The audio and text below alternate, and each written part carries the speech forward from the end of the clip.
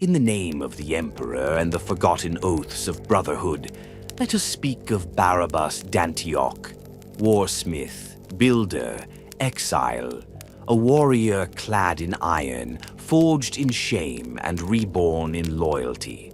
His name is a rarity among the cursed, a bright ember flickering amidst the ashes of a fallen legion.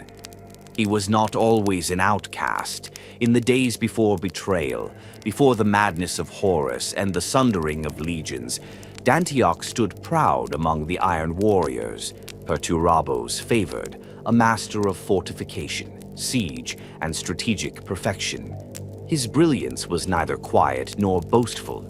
It was evident in the symmetry of every bastion he raised, the lethal precision of every battlefield he planned. He served the Great Crusade in the 51st Expeditionary Fleet, a command granted only to the most capable among the Astartes. Not merely a captain or tactician, but a warsmith, a title earned, not given. The 51st carved its way through void and world alike, reducing Xeno's strongholds to ruin, teaching stubborn human civilizations the cost of resistance. Dantioch's hammer and mind were one, swift, heavy, unrelenting. Yet it was not blade or bolter that would bring Dantioch low, but the impossible, an enemy that warped time itself. The campaign against the Hrud. At the edge of the Vulpa Straits, a migratory cluster of Hrud emerged from the Shadow Realms, spreading decay and collapse. Their passage twisted causality, their presence a slow cancer on reality itself. When the 51st arrived at the fortress world of Golgis, they found rot where they had once placed order. Structures aged centuries in weeks, steel rusted at a glance. Men withered to husks without cause. Time was the enemy, and the Hrud wielded it with instinctual malice. Dantioch did not flinch. He ordered countermeasures, sealed time distortion zones with mass reactive barriers, pulled men back from chronometric hot zones. But how does one fight entropy with stone? How do you outmaneuver the erosion of reality itself? He tried. Emperor knows he tried. When the campaign ended, if such a thing can be said for a war against the collapse of time, Dantioch emerged alive, but not whole. His body aged beyond its years, joints stiff with premature decay, a face worn and creased beneath his helm. The apothecaries could only slow what the Hrud had started. What was taken would not be returned. And for all that effort, all that pain, Perturabo gave him only scorn. A campaign that did not end in conquest was a failure. Golgis was lost, and Dantioch had failed to hold it. That he survived at all was taken as a blemish, a sign of weakness, not endurance. The Lord of Iron had little room in his cold calculus for mercy. Dantioch was summoned to stand before his Primarch. No words of comfort, no understanding, just condemnation. He was stripped of command, relieved of the 51st, marked if not by name as a cautionary tale. Perturabo exiled him to Lesser Damantine, a strategic backwater of no consequence, ordered to fortify it as a punishment, not a mission, a place where failures were forgotten. And still, Dantioch obeyed. On Lesser Damantine, he found nothing but dust, rock, and silence. And yet, as he surveyed that wasteland, he did what he had always done. He began to build. Not for glory, not for reward, but because it was all he had left. He built the Schadenhold, a fortress worthy of the Fourth Legion's ideals. It rose like a bastion from myth, shielded by layered void fields, defended by autocannon bastions, fed by subterranean reactors. Dantioch poured his pain into every stone. This was no monument to himself. It was a rejection of Perturabo's scorn, a declaration that he would not be broken. And while the builders worked, the Warsmith crafted something else, his mask. They say he forged it in silence, unassisted. A crude iron faceplate, beaten into shape upon a flame-blackened anvil. When it was finished, glowing red with heat, he donned it without pause, and when it seared against his skin, he did not scream. When it cooled, it fused to him, flesh to iron, a mask for a man forgotten.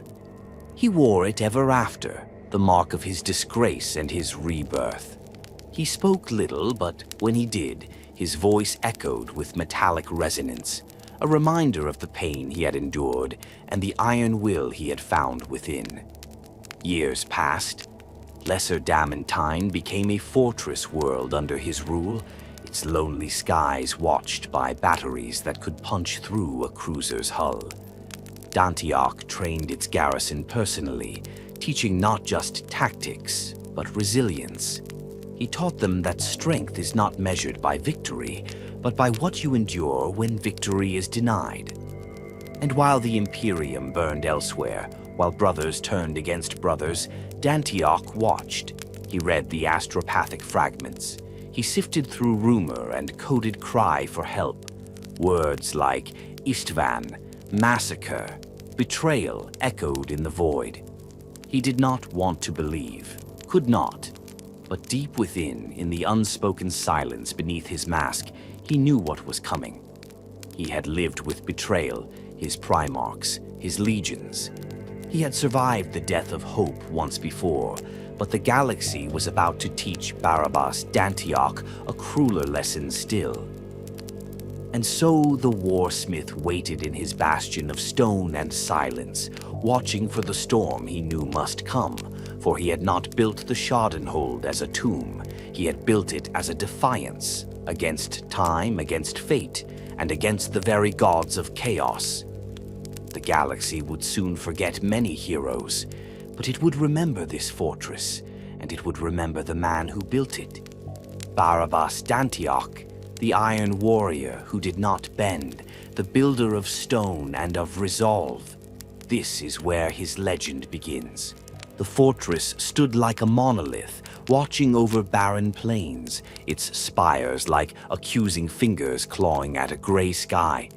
Deep within its heart moved the man who had built it, slowly, steadily, with the weight of age resting on his armored shoulders. He was a lord of iron once, a name spoken in reverence across dozens of battlefronts. Now he was a forgotten sentinel entombed in his own creation. The galaxy knew him no longer, but he remembered everything. Barabas Dantioch did not forget. Each day began in silence. No grand parade, no rallies of banners or salutes of glory. The clang of servitor footsteps echoed through the stone corridors. The hum of auspex arrays tuned themselves without command. Tech priests scuttled like beetles, maintaining systems designed by a mind sharper than any of their own. Lesser Damantine was a post abandoned by hope, but within its walls Dantioch still labored, not for victory, not for vengeance, but for duty. He walked the halls with a measured step, not because of pride, but because of pain.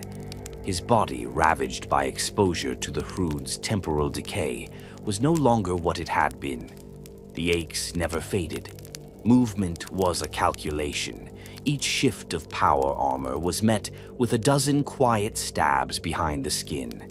The apothecaries had offered bionics. He refused. Metal had failed his legion.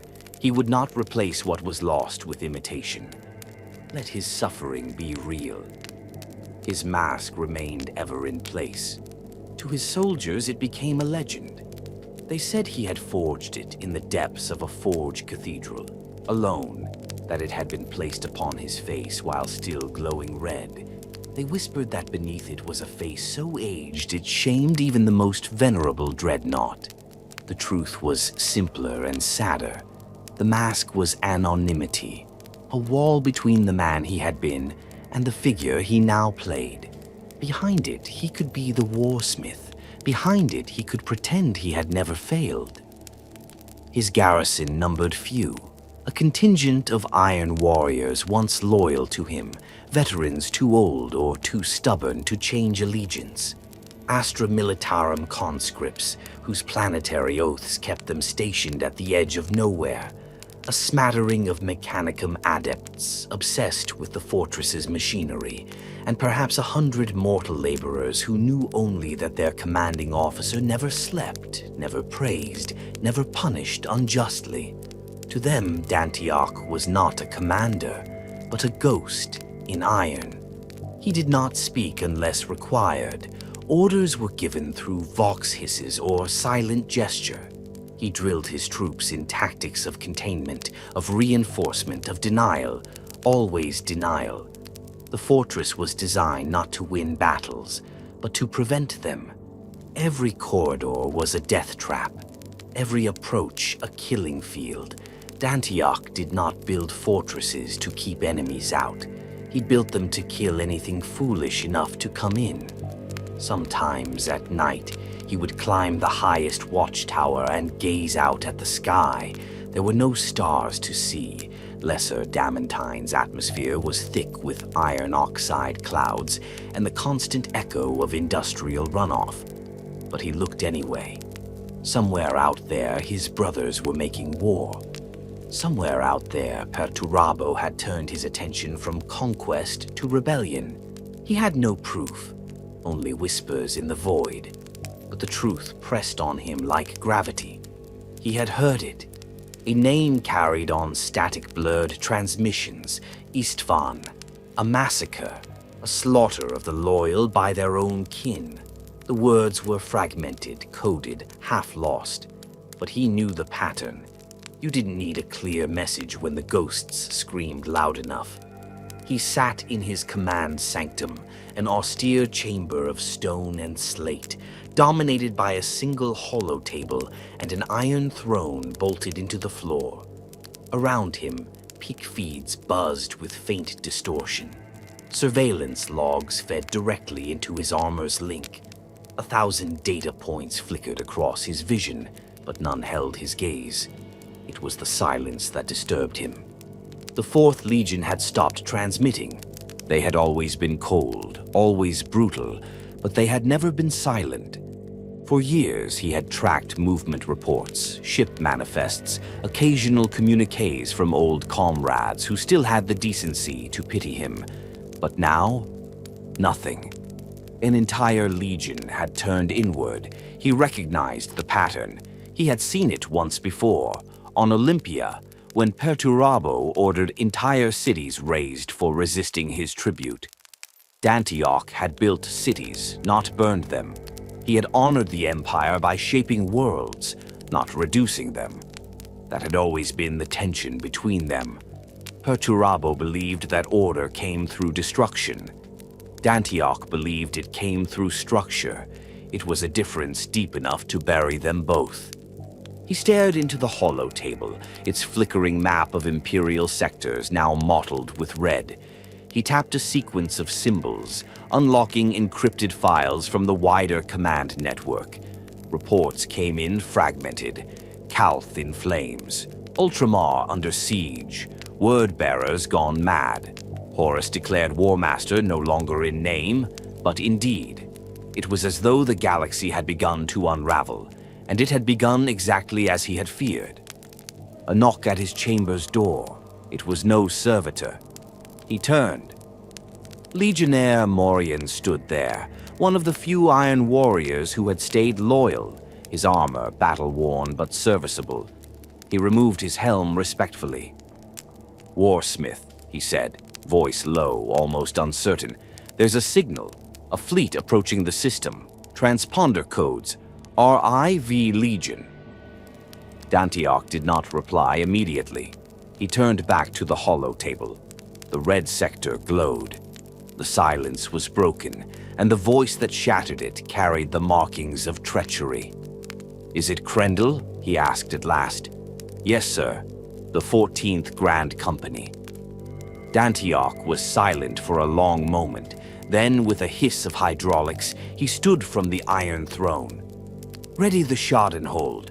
Lock down all outer gates. Arm the void shields and prime the counter batteries." "They're hailing us," Morian said, "requesting parley." Let them speak, but make ready for siege. We've waited long enough in silence." He moved to the arming dais, where his thunderhammer, Gatebreaker, rested in solemn silence. He lifted it with both hands. The motion was painful but necessary. The time for watching was over. As the fortress rumbled into wartime operation, as defense turrets rotated and energy shields flickered into place, Dantioch moved with a calm determination. He knew the voice that would soon greet him across the Vox. A brother once, now a servant of Perturabo's madness. This was no longer exile. This was no longer punishment. This was war.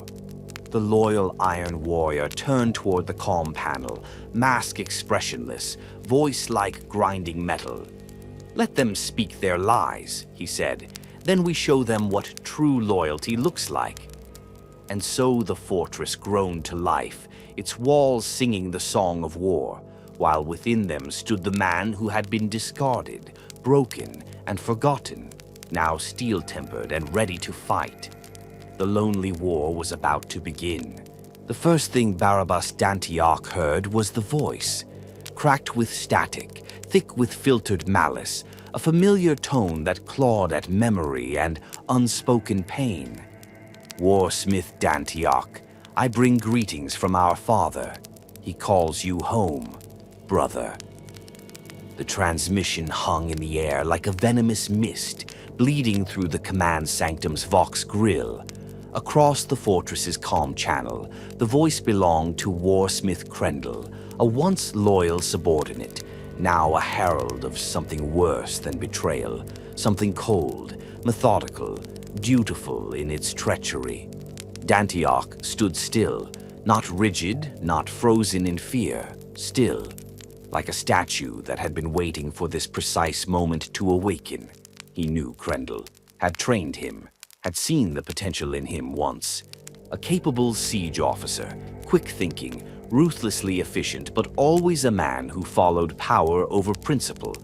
Now he wore Perturabo's orders like a second skin. "You are relieved of command," the voice continued. "Lesser Damantine is required for the War Master's advance. You will comply, or you will be removed.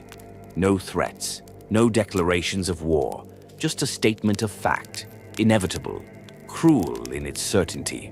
The Iron Warriors had returned, but not the kind he had led. These were the architects of Horus's dream, the agents of the great betrayal. Dantioch let the Vox fall silent. He didn't answer immediately. He walked to the viewport of his sanctum and gazed outward through the armor glass. In the distant skies above Damantine, pinpricks of light shimmered. Too many to be traders, too close for a patrol. A fleet, growing larger by the hour. Warships bearing the sigils of the 4th Legion, his legion. And somewhere among them, he knew, Crendel's ship circled like a predator, waiting for its prey to bleed. The data came in streams, sensor logs mapping out fleet formations, patterns of movement along the orbital plane, landing ships preparing for descent, siege platforms unfolding like vultures, spreading their wings. Dantioch analyzed them as if reading the pages of a history book, because he had seen these maneuvers before, had taught them, perfected them.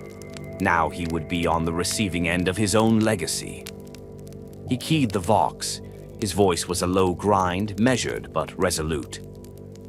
"You carry Perturabo's voice in your lungs, Crendel. But I wonder, do you still carry the Emperor in your heart?" There was a pause, not long enough for contemplation, only for calculation. "The Emperor is dead," Crendel answered. "He just doesn't know it yet." Dantioch didn't respond. There was no need. The channel closed with a hiss. Orders followed. He summoned his commanders, Morian, ancient Drivax, the human garrison leaders, the Skitari overseers. A holographic map of Lesser Damantine's surface flickered into motion at the heart of the war room. Terrain markers, kill zones, shield thresholds. Dantioch didn't raise his voice, didn't command through force. he explained. "This wall will fall in 5 days unless reinforced. These batteries must be rotated every 4 hours to avoid saturation. This chamber will be the fallback point, each fact landed like a hammer." "You've trained for this," he said. "Now you live it." Among the humans, there were no cheers. Among the Astartes, no exultation. That was not the way of the Iron Warriors. What they gave was a nod, a thud of a fist to chest plate, a silent understanding. They would fight. Not for honor, not for victory, but because they had been given the burden of defense, and by Dantioch's will, they would not yield it lightly. Preparations unfolded like clockwork. Servitor-carried macro shells were stacked along the upper ramparts. Plasma banks pulsed with quiet energy.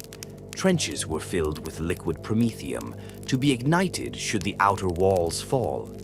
Every corridor became a puzzle of kill zones. Every lift shaft became a grave waiting to be filled. The Schadenhold was no longer a fortress. It was a trap. Dantioch had laid it long ago, perhaps for this exact moment, and now the enemy had come to step inside. The first barrage fell on the 8th hour. Krendel's fleet opened fire with massed cyclonic torpedoes and precision shelling. The skies above Lesser Damantine lit up like a storm god's fury. Atmospheric filters buckled under the strain.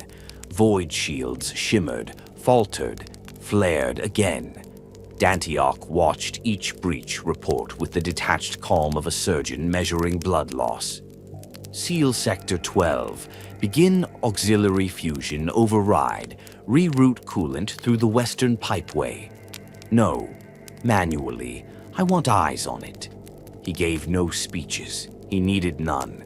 His orders were the voice of the fortress, and the fortress, like its master, did not break. The enemy landed on the 3rd day. Krendel's dropships came in waves, armored claws raking across the planet's surface. Iron warriors, sons of Olympia in all but spirit, disembarked in tight formations. They moved with precision, their armor marked by the 8-pointed star of the War Master. Dantioch watched them from the upper ramparts, his iron mask unreadable. Somewhere out there in that sea of steel and hate were men who had fought beside him, shared rations, buried comrades, laughed in rare moments around low-burn fires. Now they marched to kill him. That was the price of loyalty, not the glory of banners, the cost of loneliness. The Schadenhold returned fire with the cold wrath of a cornered god. Turrets spat streams of tracer rounds into the sky. Plasma cannons roared, cutting dropships from the sky like falling leaves. Trenches erupted in flame as invaders crossed the ignition lines. And yet they kept coming. They were Iron Warriors. The pain was irrelevant. The goal was everything. On the 4th day, Krendel sent a message. "You know this fortress won't hold. Why make them suffer? I'm offering you a chance to end this with dignity." Dantioch stared at the message in silence. Then he sent a simple reply. "I taught you how to siege, Krendel. Let's see if you were listening." And the channel went dark. That night, he walked the walls. He passed by the bodies being stacked and counted. Marines covered in soot and gore bowed their heads as he passed. He paused only once, beside a wounded soldier, barely more than a boy, shivering beneath a heat lamp, missing an arm and still clutching a stubber in his remaining hand. "You held the line," Dantioch said. "Didn't want to disappoint you, sir," the boy murmured. Dantioch knelt, laid a hand on the boy's shoulder. No more words passed between them. But the boy wept and didn't stop until Dantioch was gone. In the command sanctum, alone once more, Dantioch gazed again at the fleet overhead.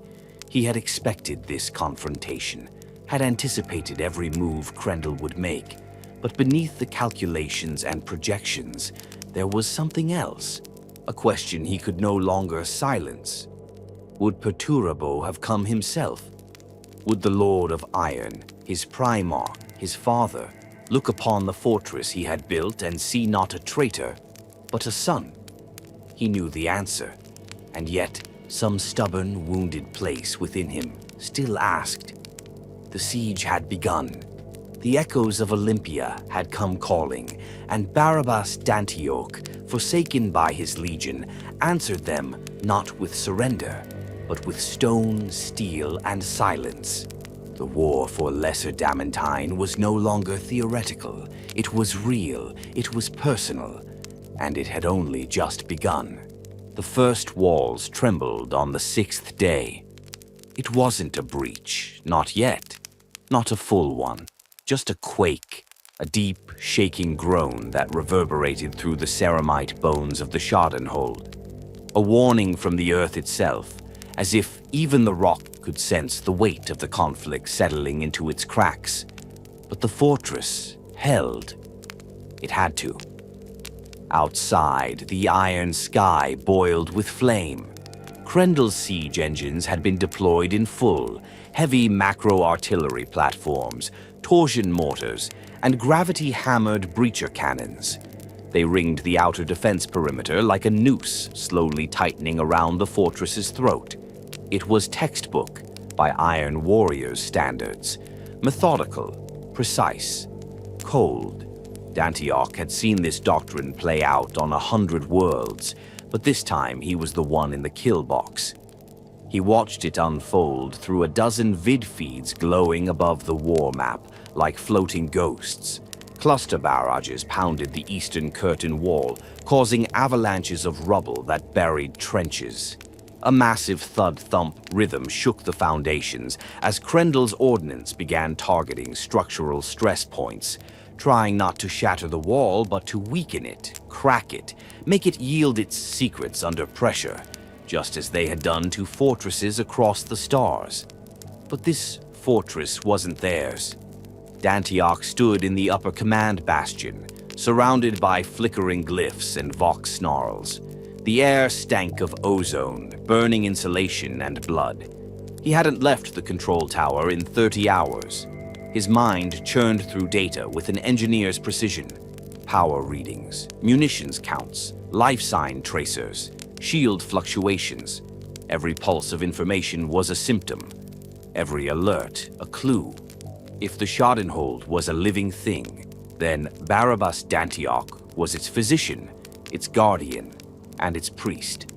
One section at a time, the walls were tested. Krendel was looking for a weakness. Dantioch gave him none.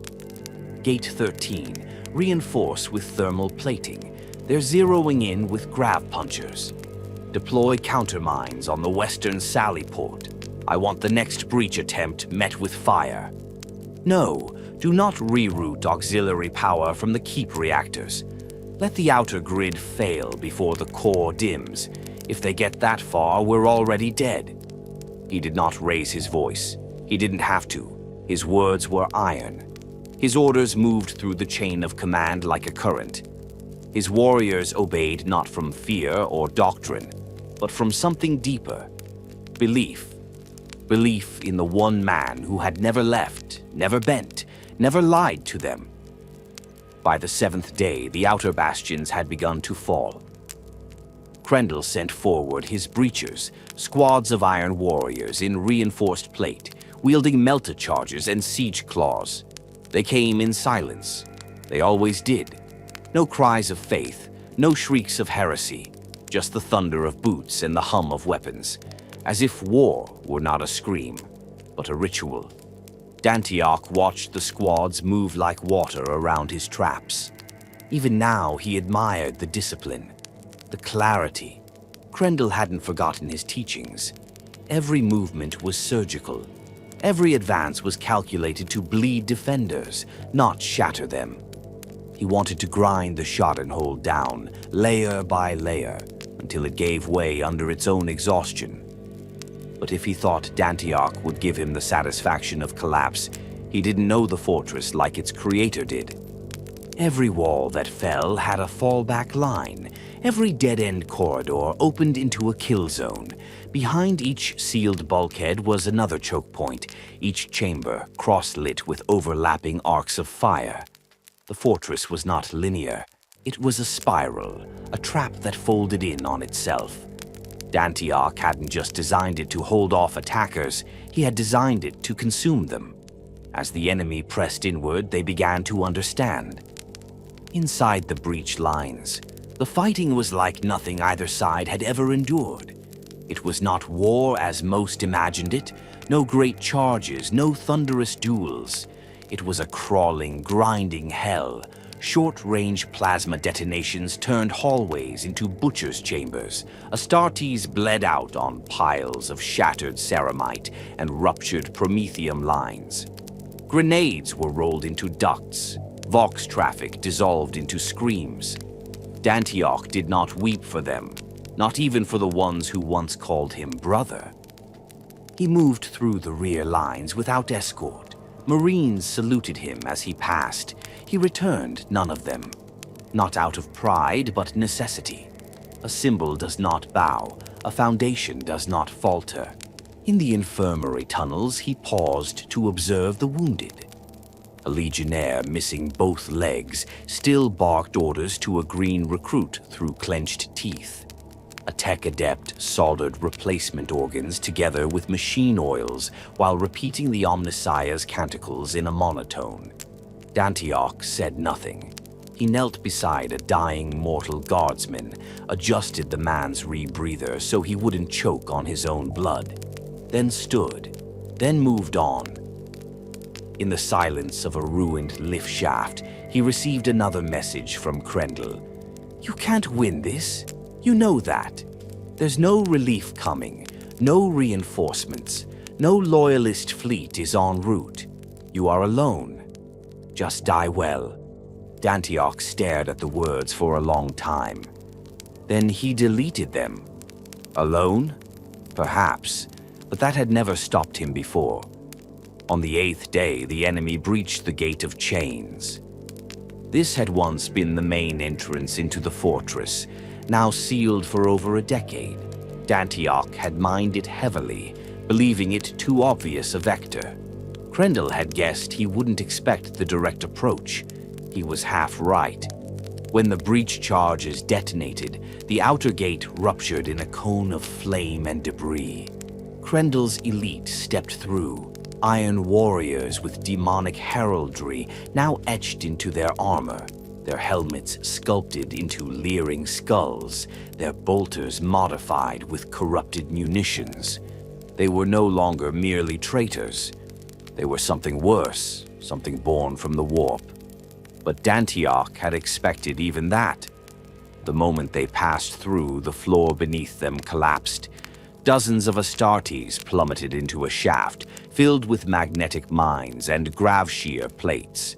The survivors scrambled upward, only to meet suppressive fire from 3 different levels. A handful made it out. None advanced. Later that night, as the battle raged on, Dantioch stood before the gate's shattered ruin and left behind a message, scrawled in chemical paint across a slab of stone, bolted to the rubble. "Your memory of me is flawed." On the 9th day, Krendl unleashed something new. An orbital weapon, unnamed, unmarked, illegal even by Mechanicum standards. It rained molten iron shards at hypersonic velocity, shearing through the upper levels of the fortress like divine retribution. Entire sections vaporized, towers crumbled. The East Quadrant command relay, gone. Dozens dead. Dantioch himself was caught in the collapse, buried under tons of steelcrete. It took his men 6 hours to dig him out. When they did, he emerged on his own power. One arm broken, one leg fractured, his mask cracked. But his voice, when it rasped through the Vox, was steady. "Begin counter-strike protocol. Section 12. Lure them through the dust. We still hold the grid line." And so they did. On the 10th day, the Schadenhold still stood. Not whole, not proud, but alive. blood stained every corridor. Power flickered in half the systems, but the walls had not fallen. Dantioch had not fallen. And in orbit, Krendel's patience began to die. This was not the siege he had imagined, not the easy purge of a relic and a relic's fortress. This was war in its truest form, cruel, exhausting, infinite. And as Dantioch stood amid the ruins of his bastion, rearming with one good hand, he whispered a line that only one other voice heard, one that belonged to no mortal. "Iron within," he murmured, "iron without." And the fortress answered, with fire. The fortress had bled, the stone had cracked, but it had not broken. 10 days into the siege, the Schadenhold was a ruinous warren of collapsed passageways, makeshift barricades, and smoke-choked vaults. But it was still alive, still functional in the ways that mattered. Its void shields were scorched but flickering, its gun towers blackened but firing, its defenders weary but unbowed, and at its heart the Warsmith walked on. Dantioch had not slept in 5 days. Sleep was a luxury for men who could afford hope. He had passed from exhaustion into a kind of mechanical awareness, every moment devoted to action, analysis, survival. His mind catalogued the wounded, rerouted power, adjusted gun trajectories, reinforced bulkheads.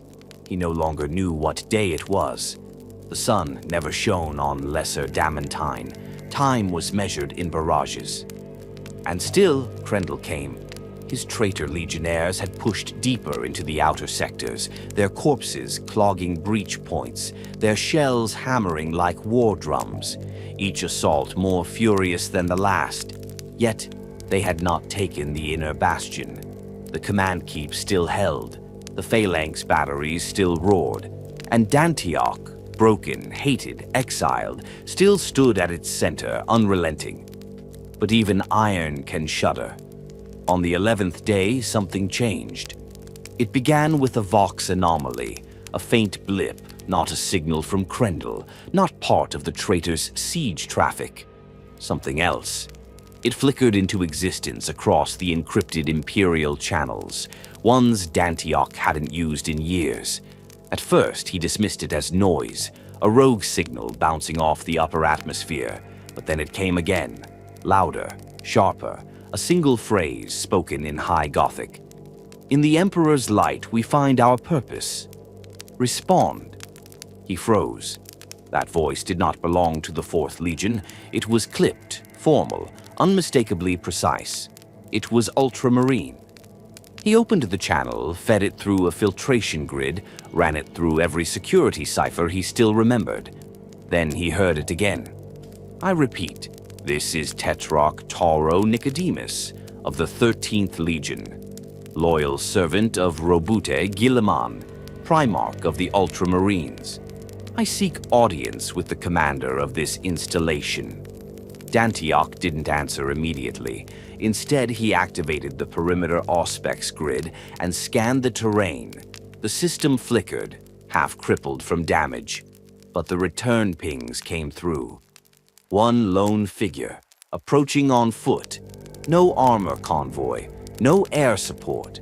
Just a single space marine in cobalt blue plate walking across a war zone. The man walked with calm, deliberate purpose, as if the siege meant nothing.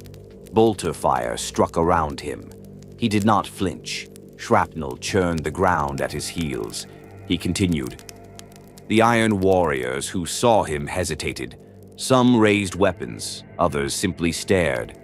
Dantioch overrode the perimeter defenses before anyone could shoot. He stood at the top of the inner bastion, arms folded, gatebreaker at his side, and watched the blue-armored warrior draw closer. When the Ultramarine finally stood before the keep's blast door, Dantioch keyed the Vox personally. "You're a long way from Ultramar, son of Guilliman." "So are you, son of Perturabo," came the reply. "May I come in?" Dantioch hesitated. Then the blast doors hissed open. The Ultramarine stepped into the fortress, his armor caked in the ash and soot of Damantine's winds. His helm was clipped to his belt, revealing a face chiseled and calm, eyes that missed nothing. There was no fear in him, no arrogance, just focus. "Tetrarch Nicodemus," he said, bowing his head slightly. "Of the 27th Macraga cohort, I bring word from my Primarch." Dantioch said nothing. He simply turned and walked. The Ultramarine followed. They passed through the fortress together, past wounded Iron Warriors being tended by grim-faced serfs, past shattered turrets and half-collapsed catwalks, through flickering lights and the ever-present hum of active defenses. The defenders watched the Ultramarine with unreadable expressions, but no one raised a weapon. At last, they entered the strategium. Dantioch sat at the command table and gestured to the other side. "Speak." Nicodemus did. He spoke of Horus, of the War Master's betrayal, of Istvan Fee and the massacre of the Loyal Legions, of the Word-Bearer's atrocities at Calth, of the Ruin Storm, the warp phenomenon that had severed communication across the stars, of Guilliman's desperate efforts to hold the Eastern Imperium together, of Imperium Secundus, a last bastion in the face of chaos. Dantioch listened. He asked no questions. Not at first, but his silence was not apathy. It was fury, held in ironclad restraint. When the Tetrarch finished, Dantioch finally spoke. "Why come here? Why now? You've got 500 worlds to save. What use is one battered fortress on a backwater moon?" "Because it's holding," Nicodemus replied. "Because it shouldn't be, and because we need you." "I'm an Iron Warrior," Dantioch said flatly. "Or have you forgotten what that means?" "I know what you are," the Ultramarine said, "and I know what you're not. You're not his creature." There was silence between them. Heavy. Real. Nicodemus stepped closer, and for the first time, his voice cracked. Not with weakness, but with something that sounded like pleading. "Guilliman is planning something. He's building something new, but he can't do it alone. And right now, you are holding up an entire grand company of traitors. Do you understand what that means?" "It means I'm delaying the inevitable," Dantioch said. "It means you're giving us time," Nicodemus snapped. "Time that could save entire systems. Time that could hold back the tide. Time that Guilliman can use to stabilize the Eastern Fringe. You don't have to win, Dantioch. You just have to last." Dantioch sat in silence, staring into the glowing tactical display. The blue of Nicodemus's armor reflected off the metal of his mask. For a long time, there was nothing but the sound of distant cannon fire. Then the Warsmith stood. "How many of my kind have turned?" "Most," Nicodemus said. "Not all, but most." "Then you understand what I'm doing by helping you?" "Yes." "Good." Dantioch turned to the Vox Grill. "Open the bastion. Give him access to the command relays. And prep a new comm link." "To whom?" "To Guilliman." Nicodemus allowed himself the briefest nod. They stood side by side then, looking over the burning terrain outside. Two sons of estranged fathers, one in cobalt, one in iron. For a moment, the centuries-old enmity between their legions meant nothing. There was only loyalty, only purpose. And in that moment, Dantioch made his choice. Not to serve a new master, not to join a new legion, but to protect the future from the mistakes of the past. Krendel had come to erase him. Guilliman had sent Nicodemus to redeem him. And in the cold twilight of Damantine, as shells screamed in the distance and the fortress groaned under pressure, Barabas Dantioch quietly chose who he was. He was no longer Perturabo's son. He was the Emperor's. And the war, it seemed, was far from over. The deal was struck beneath burning skies, where the ash drifted down like snow and the blood of sons ran hot in the soil. Barabas Dantioch stood at the edge of a ruined observation platform, arms folded behind his back, his cracked iron mask staring out over the pitted no-man's land. The faint strobe of distant gunfire pulsed like a heartbeat. In the near distance, the siege lines of the 14th Grand Company were etched into the horizon, crawling with movement, the dull glimmer of siege armor and marching figures swarming across a cratered battlefield. Every hour they came closer. Beside him stood Tetrarch Taro Nicodemus, arms crossed, his cobalt armor scorched and smeared with smoke, but pristine compared to the state of the fortress. He too watched the field in silence. There was no ceremony, no banner exchange or sigil-bearing honor guard. There were only two warriors, once enemies by birthright, bound now by necessity, staring into the teeth of the storm. Dantioch broke the silence first. They'll breach the northern gallery within 36 hours, maybe less. That section wasn't built to take sustained orbital fire. It was always the weak point, by design.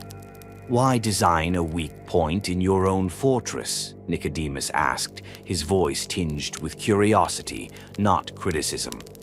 So I could know exactly where they'd come, Dantioch said flatly. Where to draw them, where to punish them. It wasn't pride in his voice, it was preparation. The difference was important. Nicodemus said nothing further, simply filing that away as Ultramarines did, every word another stone in the wall of understanding. They were not friends. They would never be. But trust, like loyalty, can be forged under pressure, and the fires of Lesser Damantine were hotter than most. The days that followed were a blur of motion, steel, and strategy. With Dantioch's reluctant blessing, the Ultramarine was given full access to the command data stacks of the Schadenhold. Nicodemus walked its corridors not as a guest, but as a field commander. He spoke little to the Iron Warriors under Dantioch's command, but when he did, it was with clarity, efficiency, and a strange note of respect. Some of the mortal auxilia gave him wide berth. Others watched him with awe. It was the first time many of them had seen an Astartes of another legion, and not just another, one from the vaunted 13th. He coordinated a reorganization of the surviving human garrison into smaller fire teams, using Ultramarine-style command cells to plug gaps in the failing defensive grid. Dantioch watched him work from afar at first, noting the differences in doctrine, the minor deviations from what he considered clean fortification theory. But he did not intervene. The Ultramarines' changes worked. At times, they debated. Your defenses rely too heavily on static position holding, Nicodemus observed one night, standing over a grainy tactical projection. Your choke points are deadly, but once overrun, you give up ground permanently. No space to counterattack. Because I have no reinforcements, Tetrarch, Dantioch replied. This is not Calth. I cannot trade space for time. I hold every meter, or I hold nothing. That's a losing strategy. No, it's a delaying strategy. And so it went. Not quarrels, not conflict. Just two minds circling the same reality from different angles. The rigid mathematics of Perturabo's siegecraft clashed with Guilliman's adaptability. But somewhere between them, something new began to form, a hybrid of stubborn endurance and flexible response. On the 14th day of the siege, Grendel launched what should have been his breakthrough. Using breaching drills and seismic warheads, the traitor forces tore open 3 kilometers of the northern sector's trench line in a single coordinated strike. Dozens of defenders were vaporized instantly. A battle barge's lance battery sliced into the upper wall, collapsing its entire western third. The traitors surged forward, Iron Warriors in corrupted armor, demonic sigils glowing faintly on their shoulder plates, some flanked by grotesque cybernetic monstrosities grown from flesh and steel. They believed the fortress was falling, and that was precisely what Dantioch wanted them to think. As the outer wall buckled, hundreds of traitor legionnaires funneled into the breach. They advanced through rubble and fire, forming tight kill squads, confident that victory was at hand. But in the smoke-shrouded ruins, they missed the signs, the odd funneling of their own path, the way the debris led them not into the fortress proper, but downward into a section not marked on their maps. And then the walls closed behind them. Auto slabs of ceramite slammed into place, thermal mines embedded in the debris cooked off. Plasma vents ignited the air itself. From hidden apertures, last turrets emerged in crisscrossing formations, and worst of all, the ceiling detonated, pouring down 10,000 tons of liquefied ferrocrete that hardened almost instantly upon impact. The entire assault group was buried alive. Nicodemus watched from the upper battlements, arms folded, saying nothing. Dantioch stepped up beside him, smoke curling from his gauntlets. "They never understood," he said. "A fortress doesn't need to be impenetrable. It just needs to make you think it is." That night they held council. Only a few attended. Dantioch, Nicodemus, Morian, the Iron Warrior lieutenant who had stood by Dantioch since the earliest days, and two mortal commanders, one a grim-faced Macrovault officer named Sarat, the other a cybernetically enhanced Vox specialist who had no tongue but communicated through blinking glyphs. They met in a fortified chamber beneath the keep's foundation, walls layered in psychic shielding and nullite mesh. The war map flickered between sectors, showing damage indicators and casualty tallies in slow rotation. None of it was good. They had lost a third of the fortress. Over 60% of the garrison was dead or too wounded to fight. "We can't hold forever," Morian said. "They're learning. Each attack gets closer. Our traps are killing fewer. They're adapting. They'll keep coming until we fall," Sarat agreed. "The question is when." "No," Nicodemus said. "The question is how long you can still bleed them." That made them pause. The Ultramarine stepped forward, gesturing toward the display. "The longer this fortress holds, the more time it gives us. My fleet is gone. Guilliman is isolated. We need this delay. Dantioch, I need you to keep them here." "You want me to die on purpose?" Dantioch said, his voice flat. "No," Nicodemus said. "I want you to make this place so costly that Krendel has no fleet left to take with him. I want you to drain him. Until we break." "Yes." Silence fell again. And then Dantioch nodded. "Then we do it properly. No last stand, no desperate charge. We turn this place into a mire. They will choke on our bones." The next days were different. The defenses became more mobile. Kill squads patrolled wrecked corridors, flanking traitors before retreating into darkness. Plasma coils were reconfigured to pulse intermittently, luring attackers into ambush zones. Mortar rounds were wired with signal mimickers to simulate reinforcements arriving. Entire levels were flooded with psychotropic gas harvested from damaged mechanicum stockpiles, driving invading units into frenzy and confusion. Nicodemus watched with grim respect. This was no longer a siege, it was a crucible, and Dantioch stood at its center, masked, burning with purpose. On the 19th day, a traitor Iron Warrior broke through the lines and reached the inner keep. He was wounded, staggering, helmetless. A veteran, his armor etched with Olympia's emblems, a once proud son now twisted by war and belief. He found Dantioch alone, overseeing the repair of a power junction. The traitor raised his weapon but hesitated. "Barabas," he rasped, "you're supposed to be dead." "I am," Dantioch said. "Now leave this place. We were brothers. We still are. That's why I'm warning you. Turn back. This fortress doesn't end with victory." The traitor said nothing. Then he pulled the trigger. Dantioch stepped aside lightning fast and brought Gatebreaker around with a single brutal arc. The hammer crushed his former brother's chest, caving in ceramite and ribcage alike. No malice, no rage, just necessity. As he stood over the corpse, Nicodemus arrived, flanked by Morian. "How long can we last?" the Ultramarine asked quietly. "I don't know," Dantioch admitted, "but long enough." He turned back toward the heart of the fortress, toward the final phase of his stand. "We'll hold. Let them come. Every shell, every drop of blood, every scream. We'll make this their graveyard." "For Guilliman? For the Emperor," Dantioch said, "and for the truth." The pact was made, iron and blue, ash and oath. And the fortress roared again. By the 22nd day, the Schadenhold had gone quiet. Not silent, never silent. The distant rumble of artillery still echoed through the stone foundations, and the groaning shriek of stressed bulkheads still reverberated in the lower levels.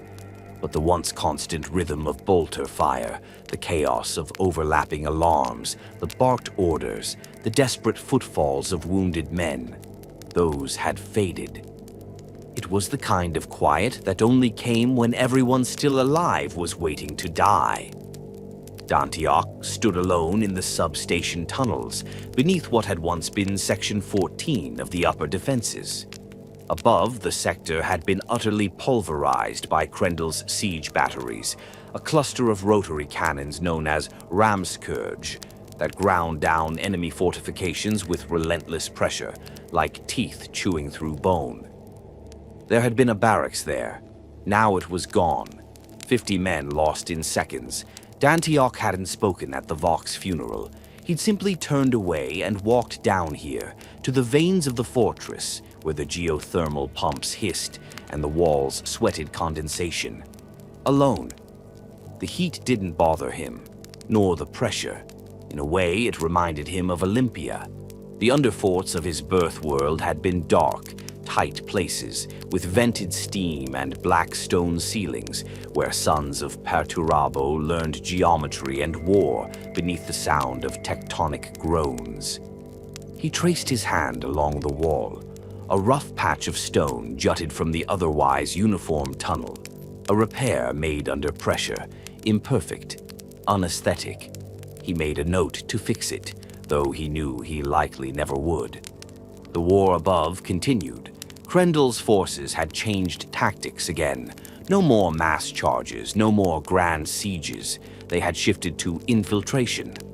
Saboteur teams, vent crawlers, void-suited scouts dropped from low-orbit shuttles into the upper spires, cutting through airlocks and slipping inside like carrion crows. Dantioch had anticipated it. He had always known Krendel would try this.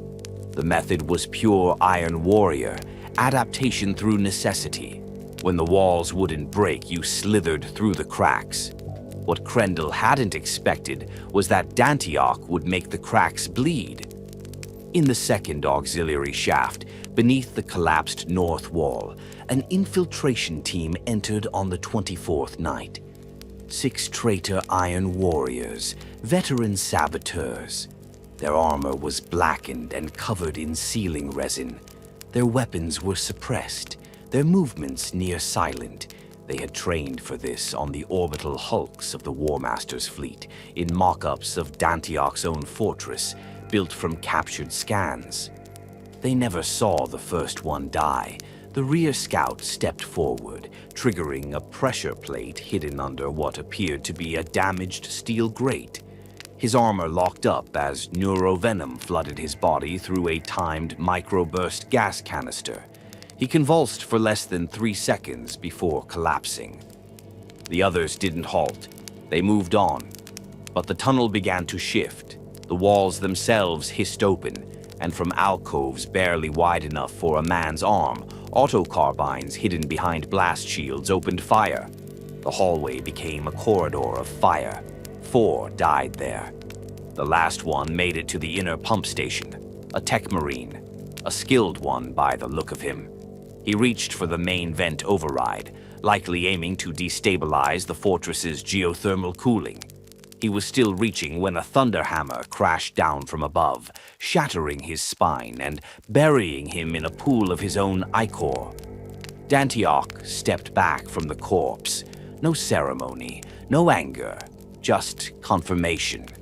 They were getting bolder. Nicodemus was waiting in the command keep when Dantioch returned. He was standing over a data slab, reviewing casualty lists with the grim patience of a man who had long since accepted that he couldn't save everyone. His armor was scraped and dented, his right pauldron bearing a long gouge from a close encounter with a traitor's chain blade. Dantioch said nothing about it. "They're trying the vents again," the Warsmith said. "I'm starting to think they know where we sleep." "Then it's time we stopped sleeping," Nicodemus replied. "We rotate command watches every 4 hours. I'll take the next." "You haven't slept in 3 days. Neither have you." They didn't smile. Ultramarines and Iron Warriors didn't trade jokes like that. But in the silence that followed, there was a kind of acknowledgement, an understanding. Shared suffering forged respect, if not camaraderie. "We're down to 700 effectives," Dantioch continued, "and half of those are barely standing. We'll make do. It won't be enough." "It never is," Nicodemus said, "but that's not the point, is it?" Dantioch looked up sharply. "Number, it's not." That night, Dantioch walked the inner barracks for the first time in days. He made no announcement. He simply appeared, ghost-like, among the wounded and the weary. He passed a group of mortal troopers, what remained of the Damantine Auxilia. They sat hunched on crates, weapons across their laps, eyes hollow. One of them, a young woman missing her right arm below the elbow, looked up and nodded once. Dantioch returned it. That was all. In the Astartes Medicae ward, he paused at the side of a wounded Iron Warrior, armor torn open, chest held together by surgical tape and willpower. The warrior looked up. "They said we'd all turn," he said. "Said the warp would call to us. But it didn't." "No," Dantioch said quietly. "It never did. Why us?" "Because we didn't lie to ourselves about what loyalty meant." The warrior closed his eyes, not to sleep, but to remember. By the 26th day, Dantioch began to reconfigure the inner fortress entirely. He gave orders to collapse tertiary supply vaults and rewire energy grids through auxiliary subsystems. He directed power reroutes so precise they could only have come from the mind of a builder who knew every brick of the fortress like a heartbeat. "We're not holding ground anymore," he told Nicodemus. "We're holding time. Every minute we delay them, we buy something. Maybe nothing we'll ever see, but something." "Then let's bleed the clocks dry," the Ultramarine answered. On the 27th night, the vents screamed again. This time it was Krendel himself, or at least his voice. It came across all channels at once, overriding encryption, flooding through the fortress like a whispered plague. "Barabas, enough of this charade. Your fortress dies by inches. Your allies falter. I've seen the bodies. How long do you think you can pretend this is anything but defeat?" Dantioch didn't respond. He let the silence answer. But Nicodemus did. "You're right, traitor. This is defeat, but it's yours. We've held you here for almost a month. You've burned men, ships, and pride just to claw through one dead man's walls. You'll get inside eventually, but when you do, there'll be nothing left for you. No spoils, no triumph, only ghosts and broken guns. That's the only victory we offer you." When the Vox fell silent, Dantioch smiled beneath the mask. Just a little. He turned to his Ultramarine companion. the only loyalist in blue he'd ever trusted. The next phase begins tomorrow. We let them in. You're certain? Yes, let them taste victory.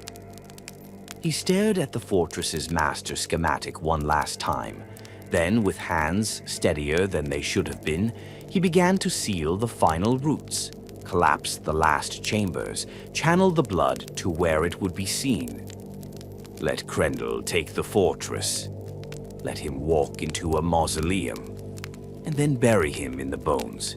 The fortress did not fall. It was opened. On the dawn of the 28th day, the sky above Lesser Damantine was a canvas of fire and choking dust. The sun was nothing but a dim disk behind endless strata of soot, and the air shimmered with heat from energy discharge and chemical fires. In the distance, the siege engines of the 14th Grand Company thundered in victorious cadence. The long war, they believed, was ending. At last, the Schadenhold had yielded. Its gates, those mighty slabs of reinforced ceramite layered with cyclonic shielding, did not explode outward.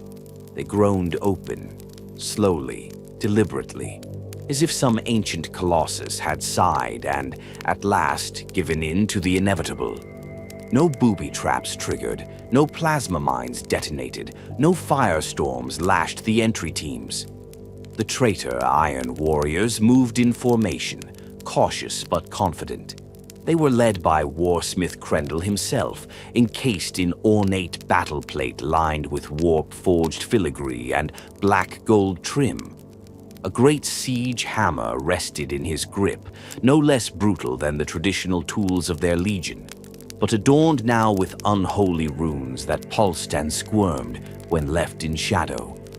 Behind Krendl followed his veterans, all once loyal sons of Olympia, now twisted by allegiance to Perturabo's new doctrine, devotion not to strategy or unity, but to bitterness, entropy, and the cruel arithmetic of damnation. Krendl did not speak as they crossed the threshold of the Schadenhold. He simply walked, one step at a time, deeper into the enemy stronghold, breathing in the scent of scorched dust and silence. Inside, they encountered no resistance. Not at first. The outer corridors were abandoned, half-ruined. Lights flickered. Bulkheads hung ajar. Signs of battle were everywhere. Melted steel, blood sprays, scorched plating. But no corpses, no defenders. Just empty halls, stretching deep into the fortress's darkened belly. Still, Krendl was no fool. He advanced methodically, using augury scans, spreading his forces into overlapping phalanxes, searching for traps. He found none. No mines, no motion sensors, no signal loops. It was as if the fortress had decided to die. And so Krendl advanced. At his side walked his second-in-command, a bitter iron captain named Rethan. His voice graveled from years of rebreather use. "It's too quiet," Rethan muttered. "Of course it is," Krendl replied. "It's Dantioch. This is the last misdirection. He's trying to draw us into a kill box. Should we pull back? No. We don't retreat from ghosts. Let him haunt us if he dares." The irony, though Krendl did not yet know it, was that he was half right. It wasn't a kill box they were entering. It was a mausoleum. In the deepest sector of the Schadenhold, the primary reactor chamber, a console flickered to life. No alarms sounded, no sirens blared, just a series of data feeds running silently across the screen, observed by a single figure. Barabas Dantioch stood in the shadows, watching the progression of Krendl's forces through the fortress via hardwired surveillance nodes. His armor was caked in soot, his servo plate cracked in 3 places, and his thunder hammer rested against the wall beside him. His iron mask, ever present, was smeared with blood. Whether his or another's, he no longer cared. Behind him stood Nicodemus, the Ultramarine tetrarch, clad in cracked cobalt blue, sword drawn but relaxed. His shoulder was wrapped in a pressure-sealed tourniquet, a souvenir from the last vent incursion. Neither of them spoke at first. They just watched. "They've taken the bait," Nicodemus said at last. "Of course they have," Dantioch replied, tone unreadable. "They've forgotten what it means to think like a defender." "And what does it mean?" "It means you never fight where they expect you to. You make them fight where they want to. You let them have what they think they've earned, then you remind them why they didn't want it in the first place." Krendel's forces pressed onward. They reached the Hall of Echoes, an immense transit chamber once used to marshal armored columns. Its walls were carved from volcanic stone, reinforced with adamantine crossbeams. A cavern of military majesty, now strewn with shattered vehicles and ruined lifter pads. Still no defenders, until the doors closed. With a shuddering groan, massive blast doors sealed shut behind them, each locking with magnetic bolts keyed to Dantioch's own Vox signature. Then from above, the first voice in hours echoed through the hall. "Welcome to my grave," Dantioch's voice rasped through the speaker arrays. "I'm glad you could join me," Krendel snarled. "Dantioch, enough games. You're standing in a pressure-locked chamber rigged to ignite. Do you know how many corpses I had to bury beneath your boots to make this moment work? How many hours spent sealing halls, cutting off paths, laying the wires? You wanted this fortress. Now you've got it. Do it then," Krendel growled. "You don't have the will to take us all with you." There was a long pause. "No," Dantioch finally said. "I don't. That's why I'm not here." At that moment, 6 concealed doors along the upper reaches of the chamber burst open. From them poured fire, pure promethium, lit with magnesium ignition. The inferno swept down in twin arcs, catching the rear elements of Krendel's force before they could react. The heat flash-cooked flesh in an instant. Astartes screamed, not in fear, but in fury and confusion. And then the walls moved, literally. Dantioch's final trick, sliding bulkheads fashioned from reinforced plating, dropped from concealed recesses, dividing the Hall of Echoes into segments. Krendel's warriors were now separated, isolated into fire cages, trapped without line of sight or overlapping fire arcs. In one segment, Traitor Iron Warriors hammered against the barriers. In another, Dantioch's garrison, his remaining Iron Warriors, human militia, and even a handful of Mechanicum tech thralls emerged from hidden compartments and maintenance tunnels, launching a brutal close-quarters assault. Bolters flared, chain swords shrieked, blood sprayed in every direction. It wasn't a battle. It was a slaughter. Nicodemus led a team through the collapsed south tunnel, flanking the main kill zone. His blade danced in tight arcs, slicing through corrupted Astartes plate with surgical precision. The Ultramarine moved like a ghost in cobalt steel, his eyes aflame with purpose. "For Calth," someone shouted. "No," Nicodemus snapped back. "For now. For this." Dantioch entered from the north, Gatebreaker swinging with the force of an artillery strike. One traitor marine moved to block him, then vanished beneath a blow that caved in armor and floor alike. Dantioch did not pause. He kept moving, hammer in hand, like a force of inevitability. Krendel watched it all happen from the central dais of the chamber, smoke rising around him.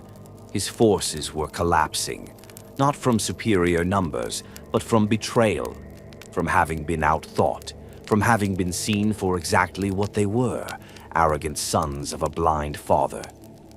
"Dantioch," he bellowed, "face me." And so Dantioch came. He stepped onto the dais, broken armor still steaming, helm cracked further down the side. His hammer was scorched black. His posture was that of a dying man, but one who had decided to take as many with him as possible. "You shouldn't have come here, Krendel," Dantioch said. "Not because of the guns, not because of the traps. but because I remember who you were, and you don't. I serve the truth now, Krendel spat. Perturabo's truth. You betrayed it. No, Dantioch said quietly. I survived it. They charged. The hammer and the axe met in a clash that shattered the stone beneath them. Each blow was a memory, each parry a scream swallowed by years of silence. The duel lasted less than a minute. And when it ended, Krendel fell, his helm shattered, his chest plate caved in, the spark of his corrupted soul flickering in the back of his eyes. This is your grave, Dantioch whispered to him. You just never knew it. Outside the fortress, the remaining traitor forces, leaderless and reeling, began to fall back. Some died in the trenches. Others tried to flee into the wastelands of Damantine. A few escaped into orbit, but the fortress, even in ruin, had claimed its toll. Nicodemus and Dantioch stood once more on the upper ramparts, bloodied and silent. Is it over? Nicodemus asked. No, Dantioch replied, but they'll remember this, the grave they chose. And far above them, the stars watched without blinking, cold, distant, and perhaps just a little brighter. The siege was broken, but the fortress had died. Not in body. Those walls, though gutted and cracked, still stood. The bastions still bore the scars of defiant artillery. The ramparts still ringed the shattered keep like jagged teeth. But the soul of the Schadenhold, its function, its identity, had burned away in the crucible of its final stand. The enemy was gone. The 14th Grand Company, or what remained of it, had retreated to the void. Krendel was dead. The siege engines were silent. The orbital bombardments had ceased. Yet within the keep, silence reigned not with peace, but with exhaustion. Dantioch stood in the Hall of Echoes once more. But now there were no enemies to entrap, no warriors to slay. The bulkheads he had lowered to create kill cages had been lifted. The debris had been cleared by the few remaining tech servitors still able to function. The fire-blackened walls were bare again. Only the bloodstains remained. He stood in the center, surrounded by nothing. His hammer, Gatebreaker, was propped beside him, the haft cracked and wrapped in torn ceramite cloth. His armor had been patched hastily with sealant and scrap metal. His left shoulder still seeped fluid from a rent in the suit. And yet he did not fall. He did not rest. Because the work was not done. Elsewhere, in the infirmary, what passed for healing was underway. Nicodemus moved among the wounded. He bore no rank here, no command. He was simply present, helping, bandaging a fallen auxilia with one hand while relaying tactical reports with the other. No fanfare, no demands. The men, Imperial and Astartes alike, had stopped calling him the Ultramarine. Now, when they referred to him, they simply said the Tetrarch. They did not know what the word meant, but they felt its weight. In the hours after the final battle, Dantioch had made no victory speech, no declaration, no ceremony. He had simply gathered what remained of the command staff, what little there was left of it, and informed them of the next reality. We will not rebuild the Schadenhold, he had said, his voice like gravel across a metal plate. We cannot. We have neither the strength nor the time. And even if we could, there is no point. The war has moved on. This place has served its purpose. None had argued. How could they? Of the thousands who once filled the fortress's halls, only a few hundred remained. The forge halls had collapsed. The primary reactors were venting dangerously. The defenses had been spent like coin in the fire.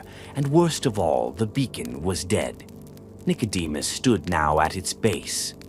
The Pharos array, once a marvel of repurposed Xenos science, was cold, silent. Its light had flared briefly during the final stand, activated by Dantioch as a desperate threat. a bluff against Krendel's forces. But that final surge had burned out the empathic relays. The core was gone.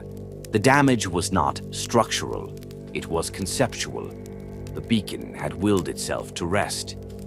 "It's sleeping," Dantioch said quietly behind him. "I thought it was destroyed." "Not destroyed, but we can't wake it again. Not here, not now. So Ultramar is cut off. Not forever, but for now, yes." They stood together in that ruined chamber a long time. The stone felt heavier now, the silence more oppressive. And in that silence, the Tetrarch finally asked what had been lingering since the siege ended. "What now, Dantioch?" The Warsmith didn't answer immediately.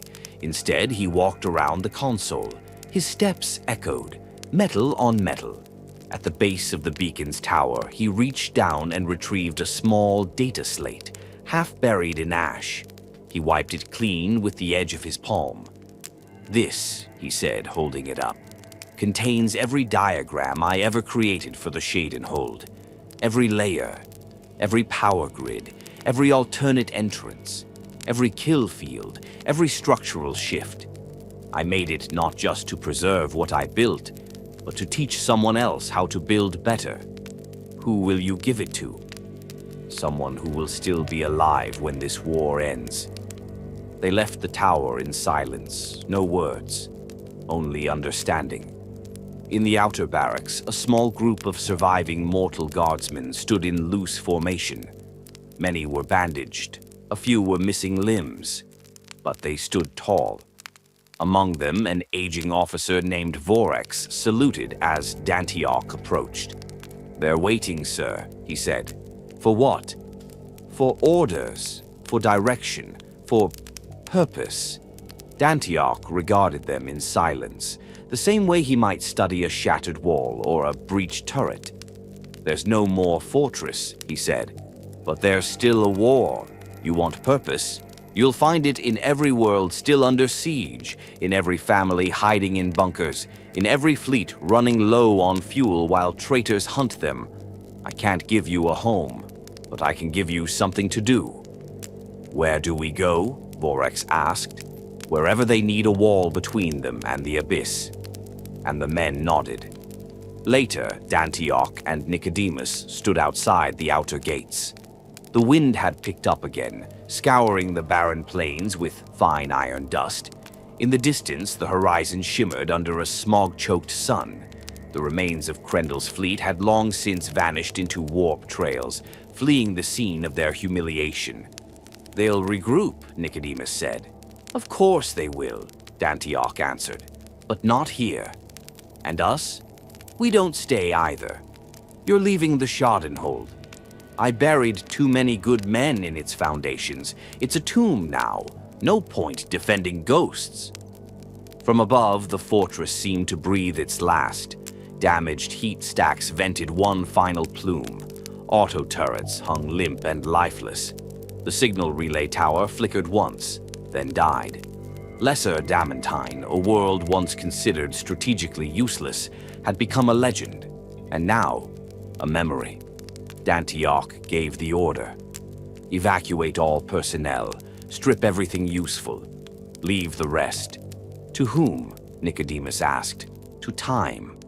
In the final hours before the last shuttle rose from the surface, Dantioch took one final walk through the fortress. He passed the places where his Iron Warriors had made their last stands, the rooms where his mortal auxilia had refused to flee, the blood-stained corridor where he had broken Krendel's hammer and his will, the forge chamber where he had, decades ago, forged the first plates of Gatebreaker. He walked with no escort, no ceremony. At the central vault, he stopped. He reached up and removed his iron mask, the first time in years. No one was there to see what lay beneath. That was how he wanted it. He placed the mask on the vault's altar, turned, and walked away.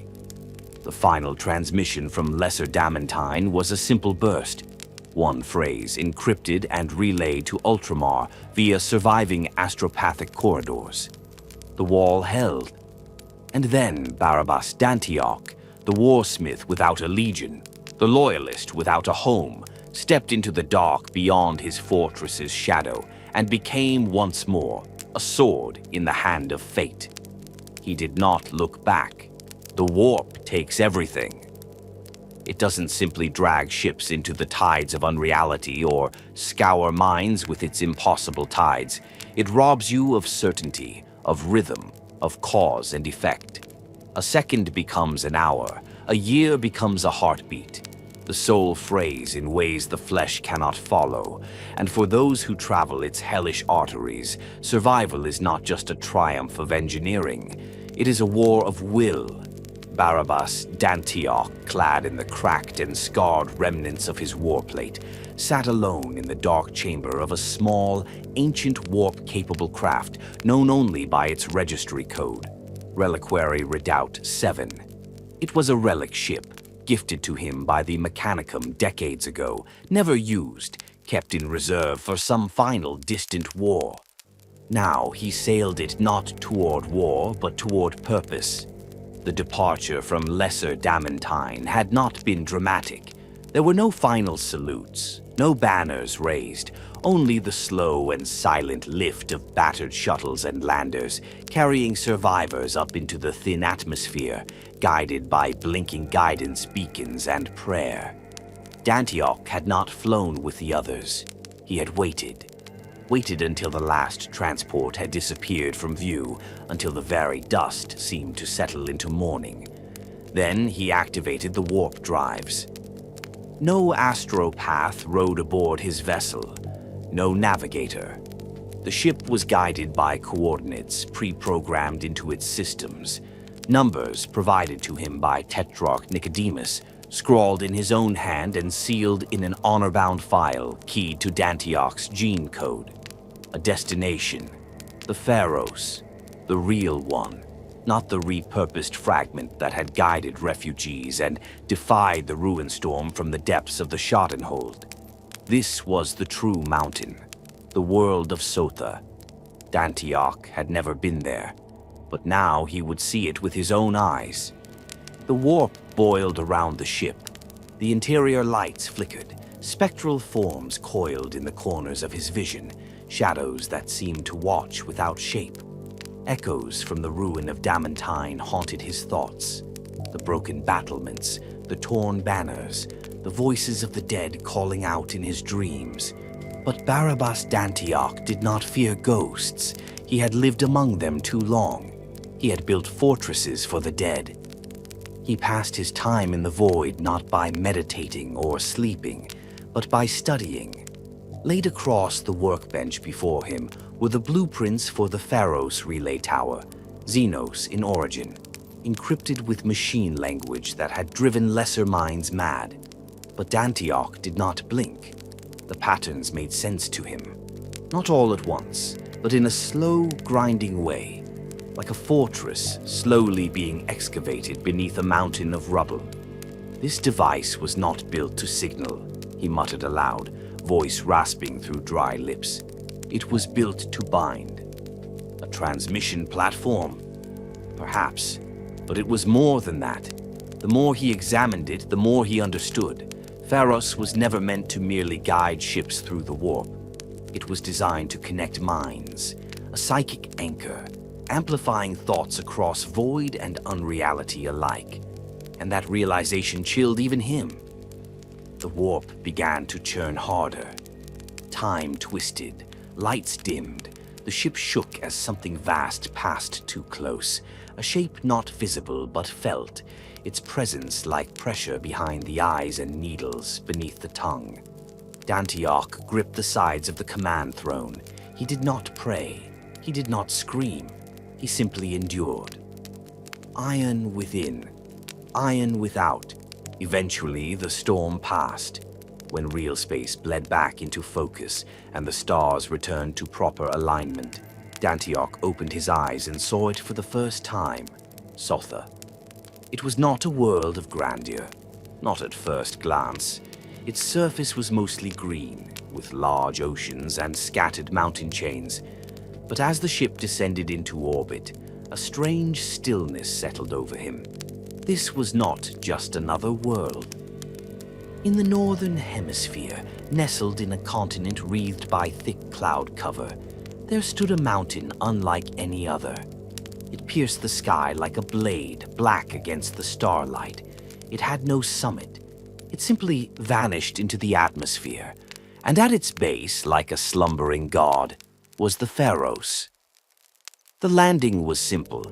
The reliquary redoubt touched down on a barren rock shelf beside the mountain's base. No defenders greeted him. No fortifications were active. The site had been stripped of its old garrisons. Only silent ruins remained, hollow bastions bearing the heraldry of the 13th Legion, now faded to dull blue and gray. Dantioch walked alone. He passed fallen banners, dismantled vox towers, corpses turned to ash and bone beneath rusting armor. There had been a battle here, though not recent. The walls bore scars not from siege, but from within. Panic, sabotage, betrayal, and all paths led upward, into the mountain's core. The Pharos itself waited in silence. As he stepped into its perimeter, the ground seemed to hum. Not loud, not threatening. More like the breath of a sleeping titan. The great doors were sealed, but Dantioch laid his hand upon them, and they opened. Not by code, not by key, but by recognition. He descended into the heart of the mountain. Inside, the structure shifted. Gone were the signs of imperial architecture. No cogitators, no hapstacks, no servo torches. The walls were seamless black stone, lined with veins of faintly glowing silver. Symbols glimmered beneath the surface, alien, yet geometric. Familiar to his mind, if not his memory, he passed between them like a priest entering a sacred text. And there, in the core, he found it, the heart of the beacon, a spire of crystalline matrix suspended in magnetic fields, surrounded by concentric rings of floating stone and light. It pulsed, not with sound, but with thought. And it spoke, not in words, not in sentences, but in feelings, in impressions, in the pressure behind the eyes that meant awareness. It was a presence, neither machine nor demon, but something else, something that had been waiting. It did not ask who he was, it already knew. It welcomed him. Dantioch fell to one knee, not in reverence, but in exhaustion. For the first time in years, he let the silence hold him. He felt the presence reach toward him, not invading, not commanding, just listening. "You were never meant to be here," Dantioch whispered, "but here you are." And in that communion he understood something more.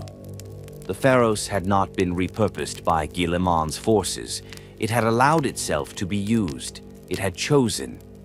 And now it had chosen him. For hours or days or moments, he couldn't say, Dantioch remained in the beacon's presence, exchanging memory for understanding, offering pain in return for direction. He saw visions, not of the past, but of possibilities. Entire fleets drifting through the void, cut off, dying, civilizations collapsing into warp storms, and one point of light, a flicker in the chaos, the mountain of Sotha, beating like a heart. It showed him Ultramar, it showed him Terra, it showed him what could be preserved. When he emerged from the Pharos, his mind felt scorched but steady. He did not speak of what he had seen. He simply walked back to his ship, recalibrated its drives, and prepared for departure. His mission was no longer survival. It was connection. The Pharos had given him more than vision. It had shown him what he could become, not just a bulwark, but a bridge, a keeper of light in the long dark. Not a Warsmith, a watcher. As the reliquary redoubt lifted from Sotha's surface and slipped once more into the veil of stars, Dantioch looked back at the world beneath him. He did not weep. He did not smile. He only said one thing, quietly, to no one. "We are not finished. To those who dwell beneath the banners of Ultramar, Macragge is more than a world. It is a symbol, a citadel of honor, of discipline, of the doctrine that order and reason can defy even the madness of the galaxy. And for centuries its skies had been clear, its gates unbroken. But in the days after the Ruin Storm's birth and the sundering of the Imperium, even Macragge could not stand untouched. The sky was black when Dantioch arrived. The reliquary redoubt cut through the atmosphere like a dagger through silk, its heat shields glowing, its hull rattling from the friction of re-entry. The ship was not fast, nor was it well armed, but it was old, trusted, and hers was a name few remembered and none could track. That made her the perfect ghost. Barabas Dantioch stood on the bridge as the world of Macragge rose before him. Snow-capped mountain ranges wrapped around fortress cities like steel nests. Valleys of cultivated precision bore the unmistakable design of the 13th Legion, logic in geometry, order in all things. But as he scanned the surface, he saw the signs of deeper strain. Pylons cracked by impact, Vox relays reconfigured to loop messages back into local systems, blockades at planetary approach vectors, manned by warships that bore no heraldry save plain ultramarine blue. The fortress world was still standing, but it was watching, and it did not trust. They did not greet him as a friend. A flight of stormbirds intercepted his vessel within minutes of atmospheric descent.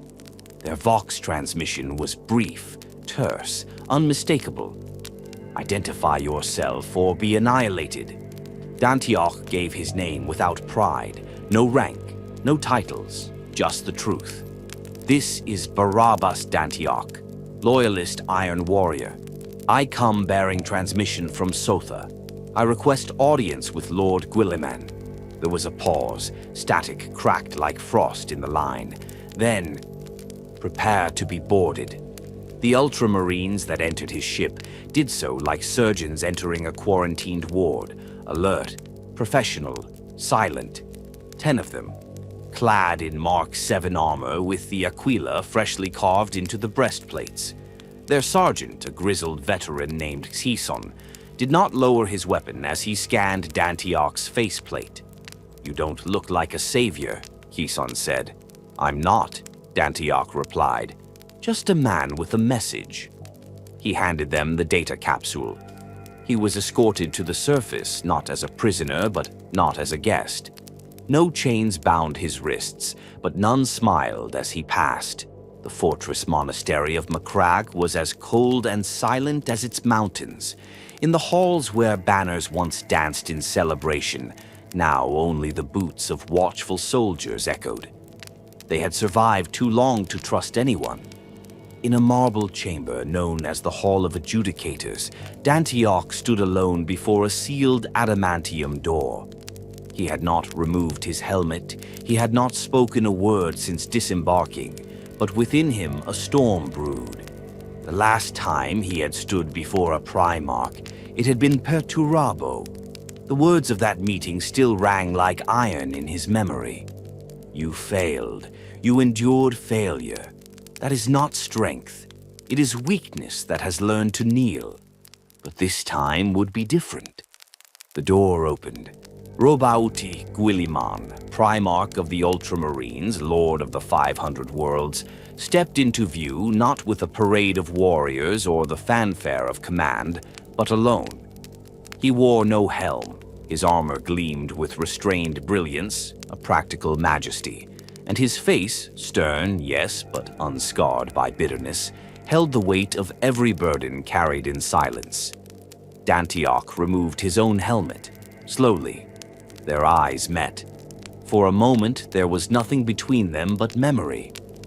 One the son of a father who had forsaken the Imperium for vengeance. The other, a son still fighting to preserve what could be salvaged from its ruin. "Warsmith Dantioch," Guilliman said, his voice calm, measured, layered with the ghost of sorrow. You were not expected. No, Dantioch said. I rarely am, but I've come regardless. I read your report.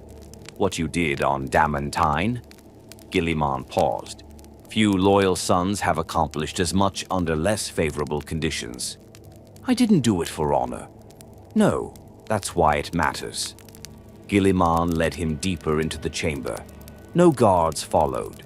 They sat, Primarch and Warsmith, across from one another in a chamber built for councils, now used for confessions. The Pharaohs responded to you, Guilliman said. That should not be possible. And yet it was.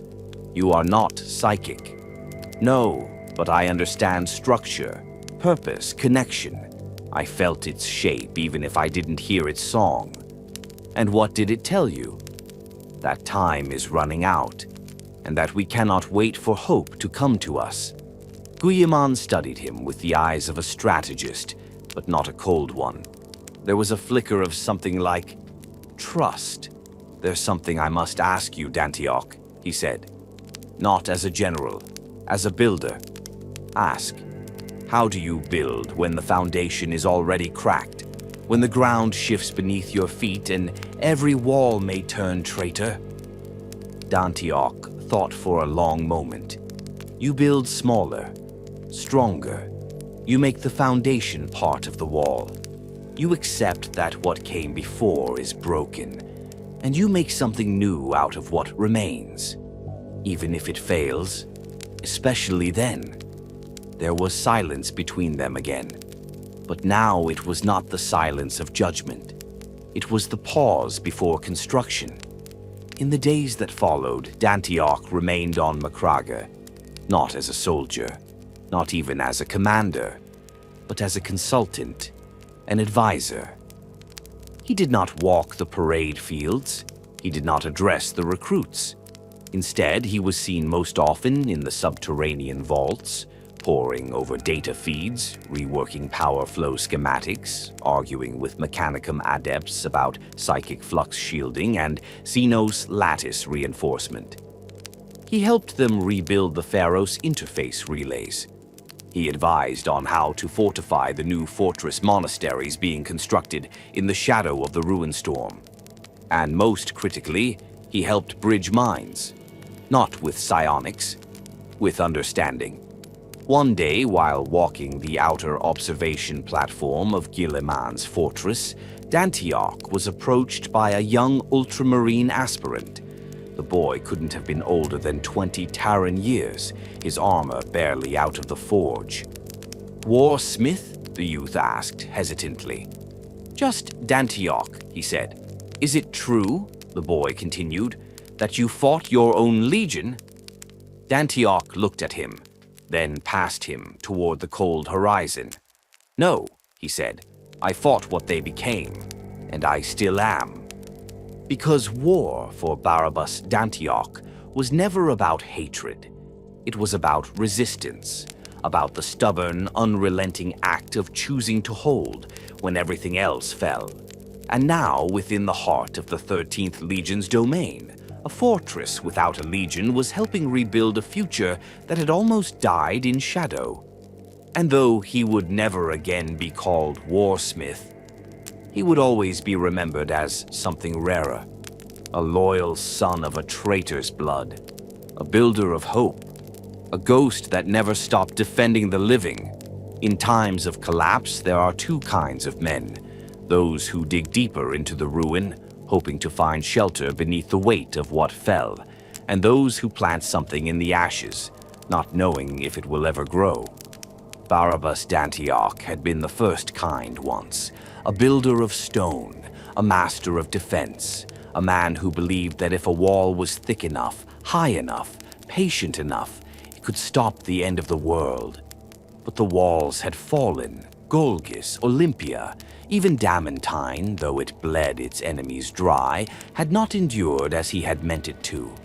What endured was the idea of defense, the act of standing. And now, in a strange turn of fate, he found himself helping to grow something new, something unarmored, unfortified, vulnerable. something living. The fortress temples of Macraga still loomed, but Guilliman's eyes were turned now to Sotha. The Pharos beacon, repaired, rekindled by the labor of Ultramarines and Mechanicum both, had become more than a navigational tool. It was a lighthouse, yes, but also a hub, a root system. Guilliman envisioned a network of stability, a spine of civilization in the dark void, with the Pharos at its core. To Dantioch's mind, it was a logical move. You could not guard the galaxy by scattering fortresses at random. You needed order, cohesion, connectivity. But what disturbed him, what unsettled the Warsmith's carefully tempered soul, was the name Guilliman had given to his new venture. He called it a garden. "You mean to raise warriors like crops?" Dantioch had asked him once, gazing across a hololithic map that displayed settlements, relay points, satellite bastions surrounding Sotha. "Not warriors," Guilliman had replied. "Something more than that. We're not just trying to survive anymore. We're trying to restore, to regrow what was lost. I need this world to become a seed, not a wall." "Then you're asking me to build without shields?" "No, Dantioch. I'm asking you to build trust." That had silenced him. Trust. It was a word Dantioch had not used in decades, a word he had not felt in centuries. And yet, despite his discomfort, he remained. Weeks passed, perhaps months. The calendar had lost meaning amid the shifting demands of reconstruction, relay tests, and the persistent ripple of warp storm interference. Dantioch had taken residence in one of the relay outposts under construction, designated Pharos Substation 9. Unlike the high spires of Macraga, this was a place of earth and steel, function over grandeur, a humble series of structures that bristled with comm arrays and astropathic shielding, nestled at the foot of the Pharos mountain. The architects had left it as an auxiliary station. Dantioch turned it into a command hub. He rerouted power grids, restructured communication relays, installed thermal dampeners to prevent signature detection from orbit. Every improvement was quiet, subtle, invisible, unless you knew to look. He was not building a bastion. He was seeding resilience. It was during one of the long calibration nights that she arrived. A young woman clad not in armor but in a deep blue robe marked with the sigil of the Lexicanarchy. Her name was Callus Venthrol, an astropath of Guilliman's new command structure. She had come to deliver an encrypted packet directly to Dantioch, by hand. "Security protocol," she said when he asked why the data hadn't been transmitted. "Some things you don't risk the void with. And I'm one of them? You're the stone they're building on. Stones don't move, do they?" Dantioch didn't reply. He simply accepted the data slate and turned to leave. But before he stepped through the hatch, she said something else. "You're not what I expected." "No," he replied without turning. "I never am." The report she brought was strange.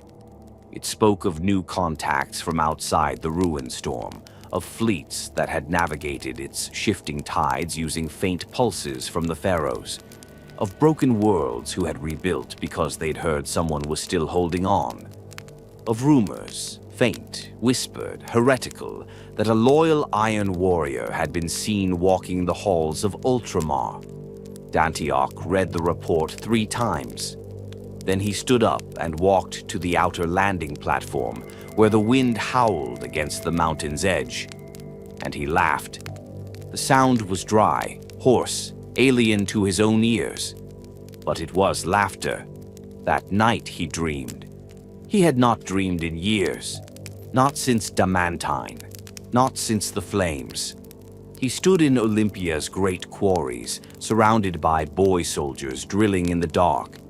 But their faces were not his brothers. They were the faces of Macraga, of Kalth, of Terra, even of Sotha. And in the dream, Perturabo stood watching. "You failed me," the Primarch said, his voice like thunder on steel. "No," Dantioch answered. "You failed them." When he woke, the sun was rising over Sotha. Guilliman summoned him the next day. "The beacon's working," the Primarch said, hands behind his back. "We're seeing new ships arrive every week now. Civilians, isolated garrisons, refugee flotillas, and more requests for coordination than we can answer." "That's what victory looks like," Dantioch said. "It's not enough. It never is. That's why I'm sending you here." He pointed to a dot on the map, an outlying system on the edge of the ruin storm. "What's there?" "Nothing." "Then why send me?" "Because that's where we need to start something. A forward relay, a refuge, a seed, something that can guide the next wave." "You want me to build another fortress?" "No, I want you to build hope." Dantioch did not give an answer. But 2 days later, the reliquary redoubt lifted from Sotha once more. Its lone passenger left no farewell message, no final transmission. He did not need to. In time, the outpost he founded would be called Enduring Light. It would never grow large, never become a fortress in the old sense, but it would serve as a waypoint, a haven, and a symbol. A reminder that in the dark you don't always need walls. Sometimes you just need a light. There are lights that burn with pride, banners lit in gold, engines flaring across the void, cathedrals glittering with stained glass saints, and vox prayers blaring from 1,000 towers. These are the lights that demand to be seen.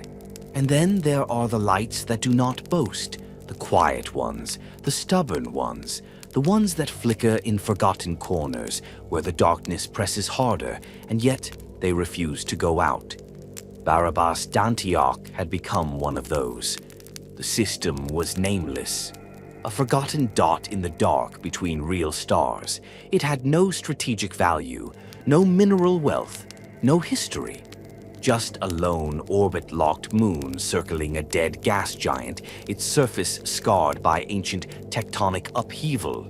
It wasn't listed on any imperial chart. That was exactly why Dantioch had chosen it. He arrived with nothing. No army, no Mechanicum cohorts, no Titan legios or orbital shipyards. Only the reliquary redoubt, a hold full of salvaged, prefabricated modules, and a battered data core that contained every structural blueprint he had ever designed, revised, and redesigned again. And he began to build. It started as a shelter, just a sealed dome against the frigid wind, power drawn from geothermal vents deep beneath the moon's crust. Then came the signal spire, barely a quarter the height of those that once adorned Damantine, but strong enough to pierce local subspace and echo back toward the Pharos relay on Sotha. It did not say, "We are strong." It said, "We are here." That was enough. The first visitors were not soldiers, they were drifters. A crew of Mechanicum pilgrims who had lost contact with their forge world and wandered blindly into the system, searching for a way through the storm. Dantioch gave them shelter. He repaired their drive core. And when they left, one of their tech priests remained behind, volunteering to serve in his new colony. The second arrivals were worse off, 5 ships of civilian refugees fleeing an unknown threat. Their logs were corrupted, their navigators burned out, and their children terrified. Dantioch quartered them in the subterranean habitats, fed them from protein synth vats meant for legionaries, and put them to work reinforcing the outpost's heat shields. When they asked who he was, he only ever said, "The caretaker." They began calling him the Iron Ghost. He never corrected them. Over the next solar cycle, more came. A damaged Black Shield strike cruiser with no heraldry and half its Astartes dead. A wounded Sister of Silence whose psychic silence drove the civilians to madness, but who refused to leave. an exiled rogue trader who offered nothing but old maps, a grudge against the word-bearers, and the firepower of one slowly dying frigate. Each was given a place, not because Dantioch trusted them, but because the outpost needed them. Everyone had to serve. There were no heroes here, only survivors. They did not know the name Dantioch. He never wore his Legion colors. His armor was scorched beyond recognition, its sigils long since scraped clean. He did not speak of Damantine. He did not speak of Olympia. He did not speak of Perturabo. But at night, alone in the relay tower, he would sometimes stand before the main console and watch the stars. Not the ones above, the ones calling back. The Pharos relay had been built to shine a light through the warp, but it had become more than that. Dantioch's outpost, unnamed on any chart, had become an echo point, a place where the lost ships of the Imperium could send coordinates, ask for safe paths, and receive a single unflinching answer. We see you. In time, the outpost was given a name, not by Dantioch, but by those who arrived, lived, and passed through. They called it the Stillpoint. Not because nothing happened there, but because for a moment everything stopped. The war, the loss, the chaos. Out there, yes, but not here. Here, there was clarity. Not peace, but purpose. Dantioch never held court. He never ruled. He managed. He reinforced the shield generators when ash storms battered the surface. He mapped geothermal paths when seismic events threatened the underground tanks. He reviewed labor rosters, corrected faulty logic patterns, rebuilt scrap metal loaders into functional servitors. He did it with the same hands that once built citadels for a god emperor and shattered siege engines with a single hammer swing. No one ever saw him smile. One day, a boy asked him, "Are you a hero?" Dantioch looked at him for a long time, then replied, "No, I am a wall." But even the most patient wall cannot hold the storm forever.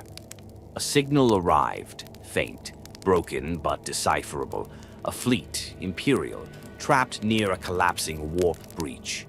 2 days from total destruction. No functioning navigators, no way out. Their beacon had reached nothing else. No one else. Only Stillpoint. Dantioch answered. He didn't ask who they were. He didn't ask for credentials or proof of loyalty.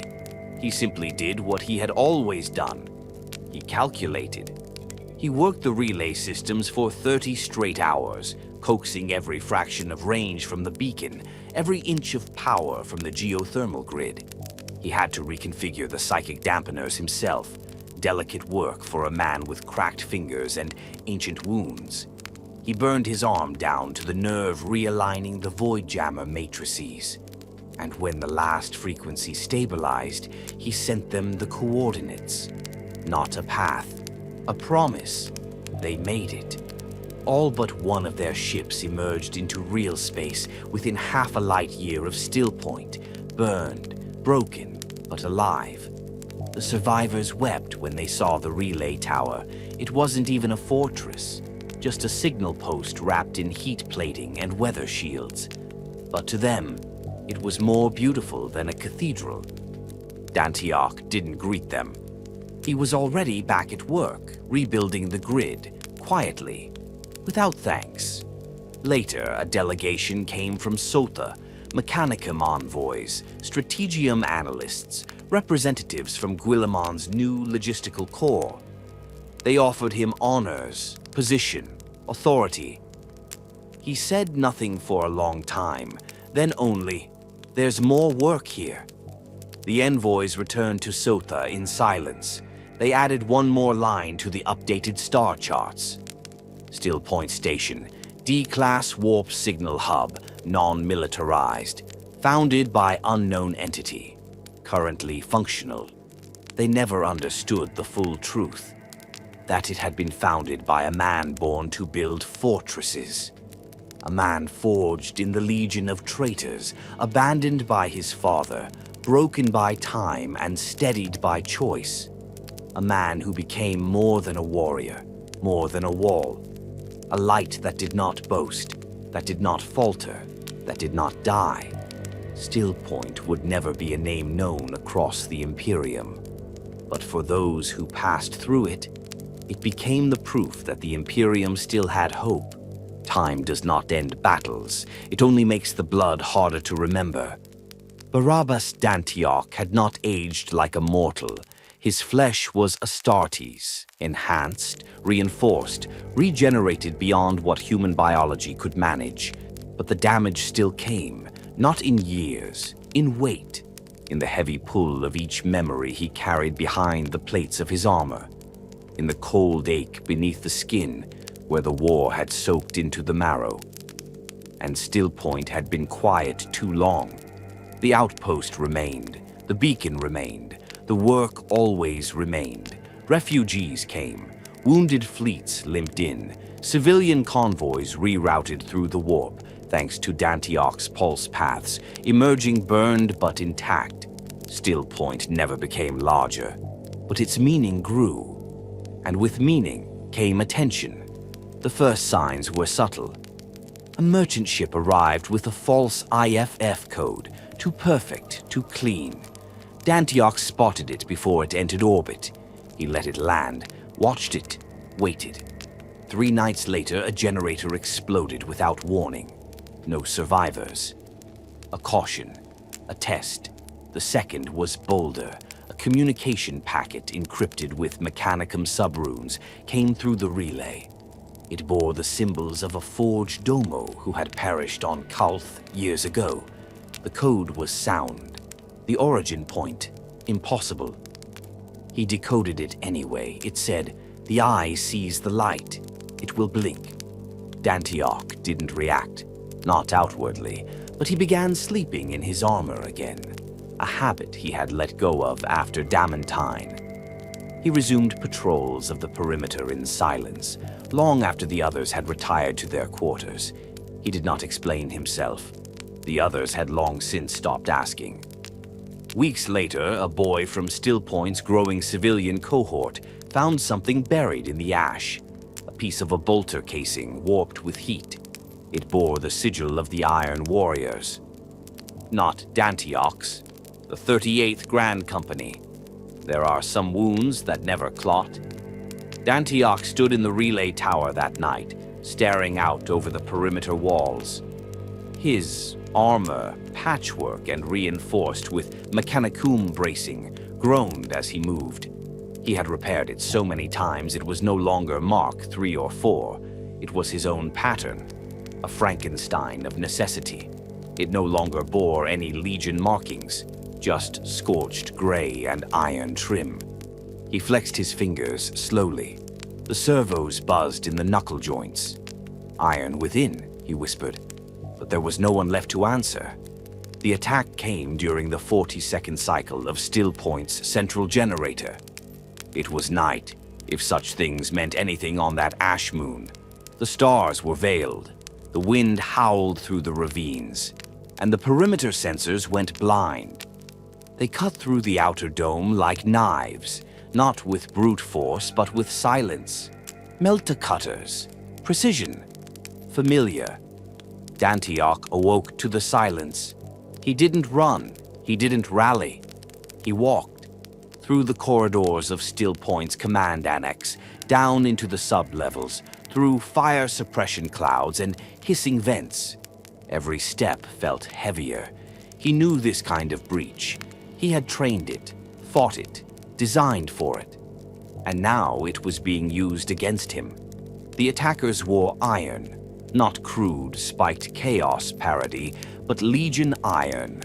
Clean-cut Mark 3 and 4, with the sigils of old Olympia painted in dull bronze. Not screaming berserkers, not demonically enhanced monsters. Iron warriors. But they were not loyalists. They were remnants. Shattered cells of the Traitor Legion, survivors of shattered companies scattered after the heresy. Not many, but enough. And they had come for the man who had defied Perturabo. The firefight began in the transit tunnel. Two Loyalist Black Shields, who had once served under Nicodemus, held the flank. A pair of ex-guard conscripts managed to trigger a flame trap before falling. Dantioch arrived just as the inner corridor exploded in a haze of molten ceramic and smoke. He walked through it. Bolt rounds sparked off his armor. One punched into his shoulder plate and lodged there. He didn't flinch. Gatebreaker, his thunder hammer, long since reforged from local alloys, hummed with charge. He didn't shout, he didn't challenge, he ended.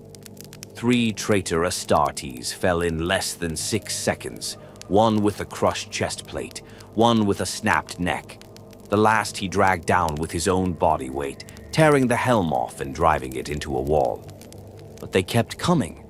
Stillpoint had never been built to repel a full Astartes strike. That was the point.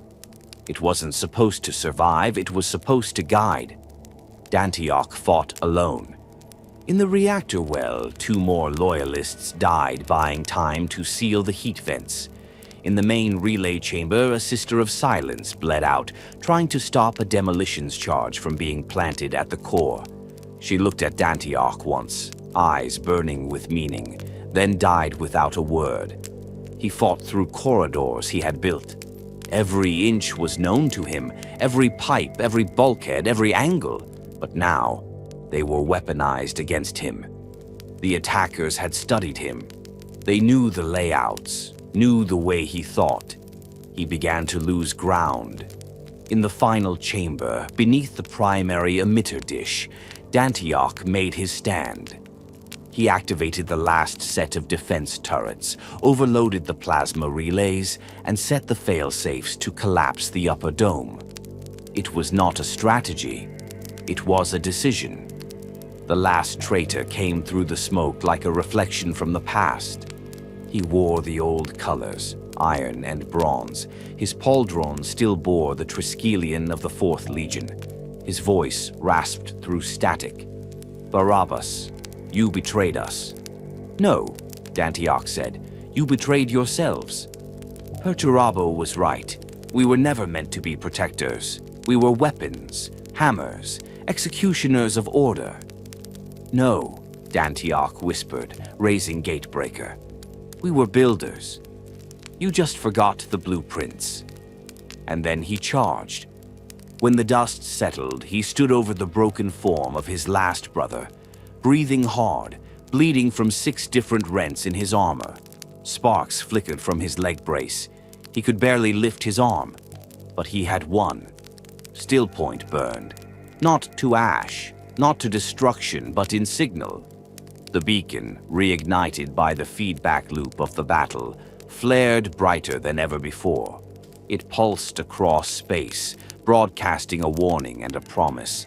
It said, here was resistance, here was loyalty, here was light.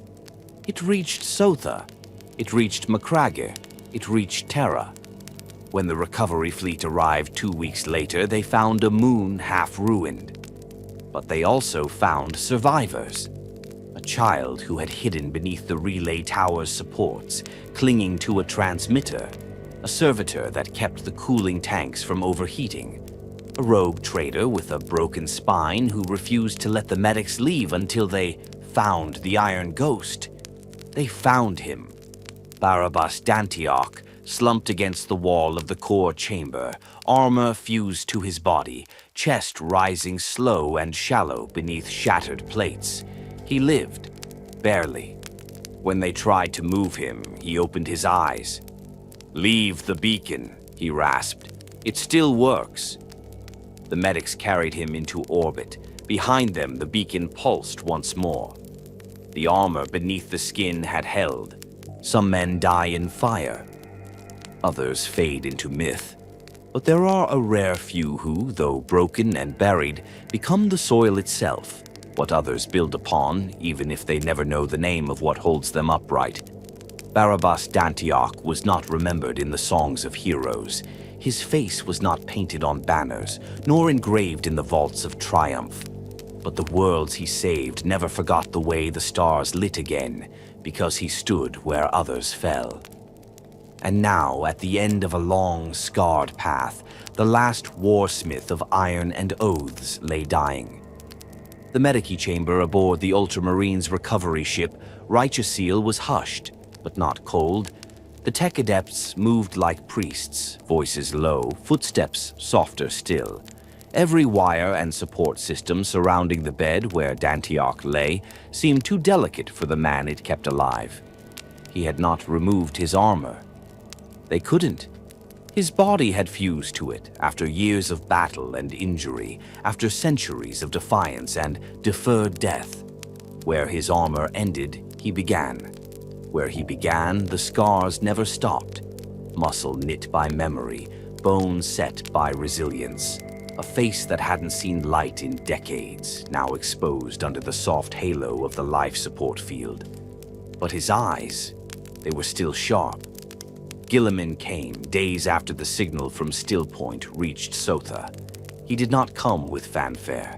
He arrived alone, as he had once met Dantioch in the shadow of Damantine's End. He stood by the bedside for some time in silence. Then the Warsmith spoke. "You came yourself. I owed you that. You still do."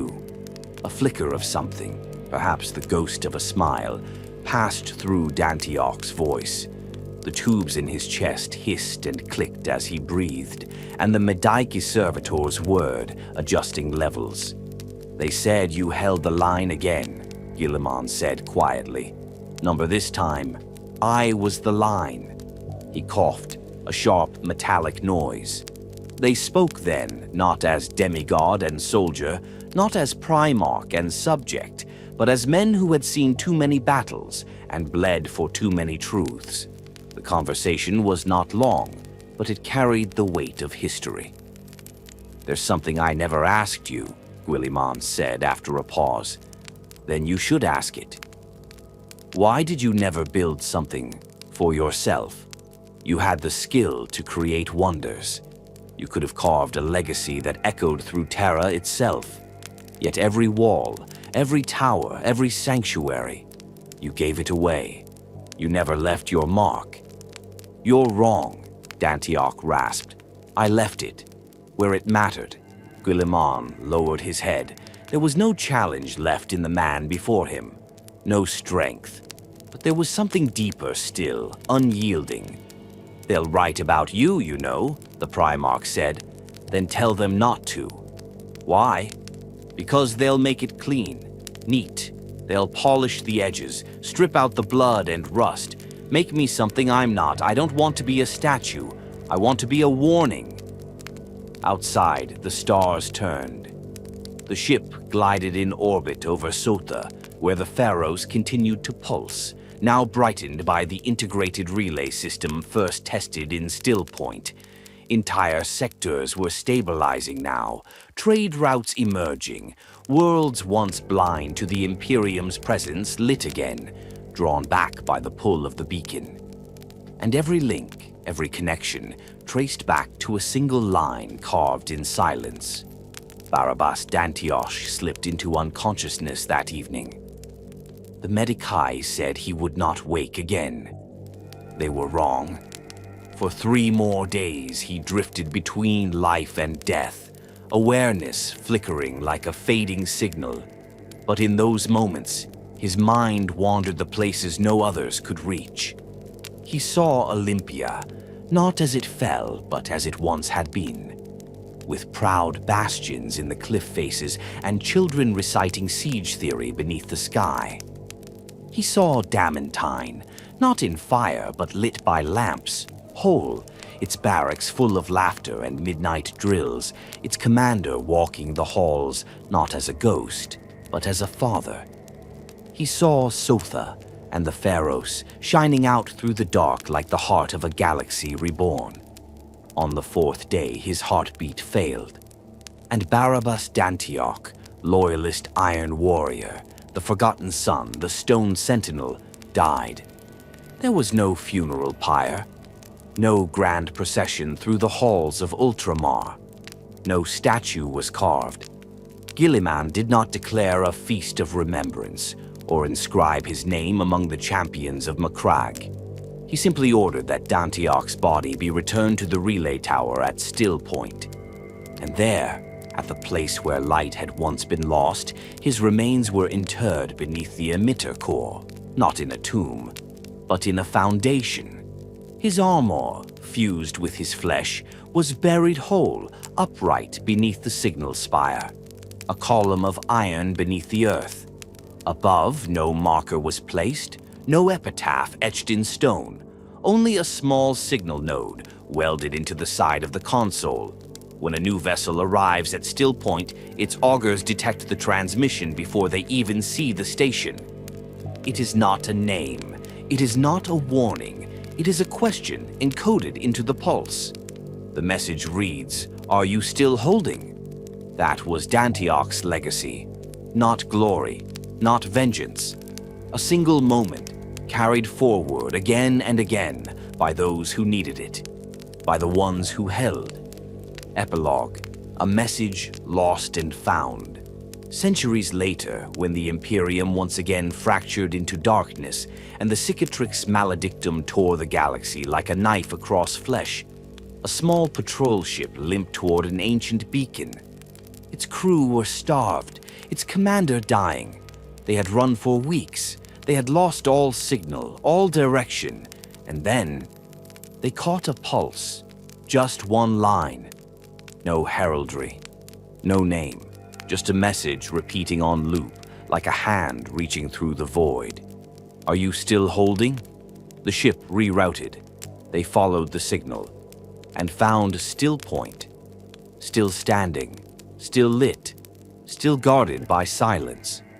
And beneath the signal tower, far below the ash-dusted soil, a single suit of armor rests in the earth, not waiting, not forgotten, just holding.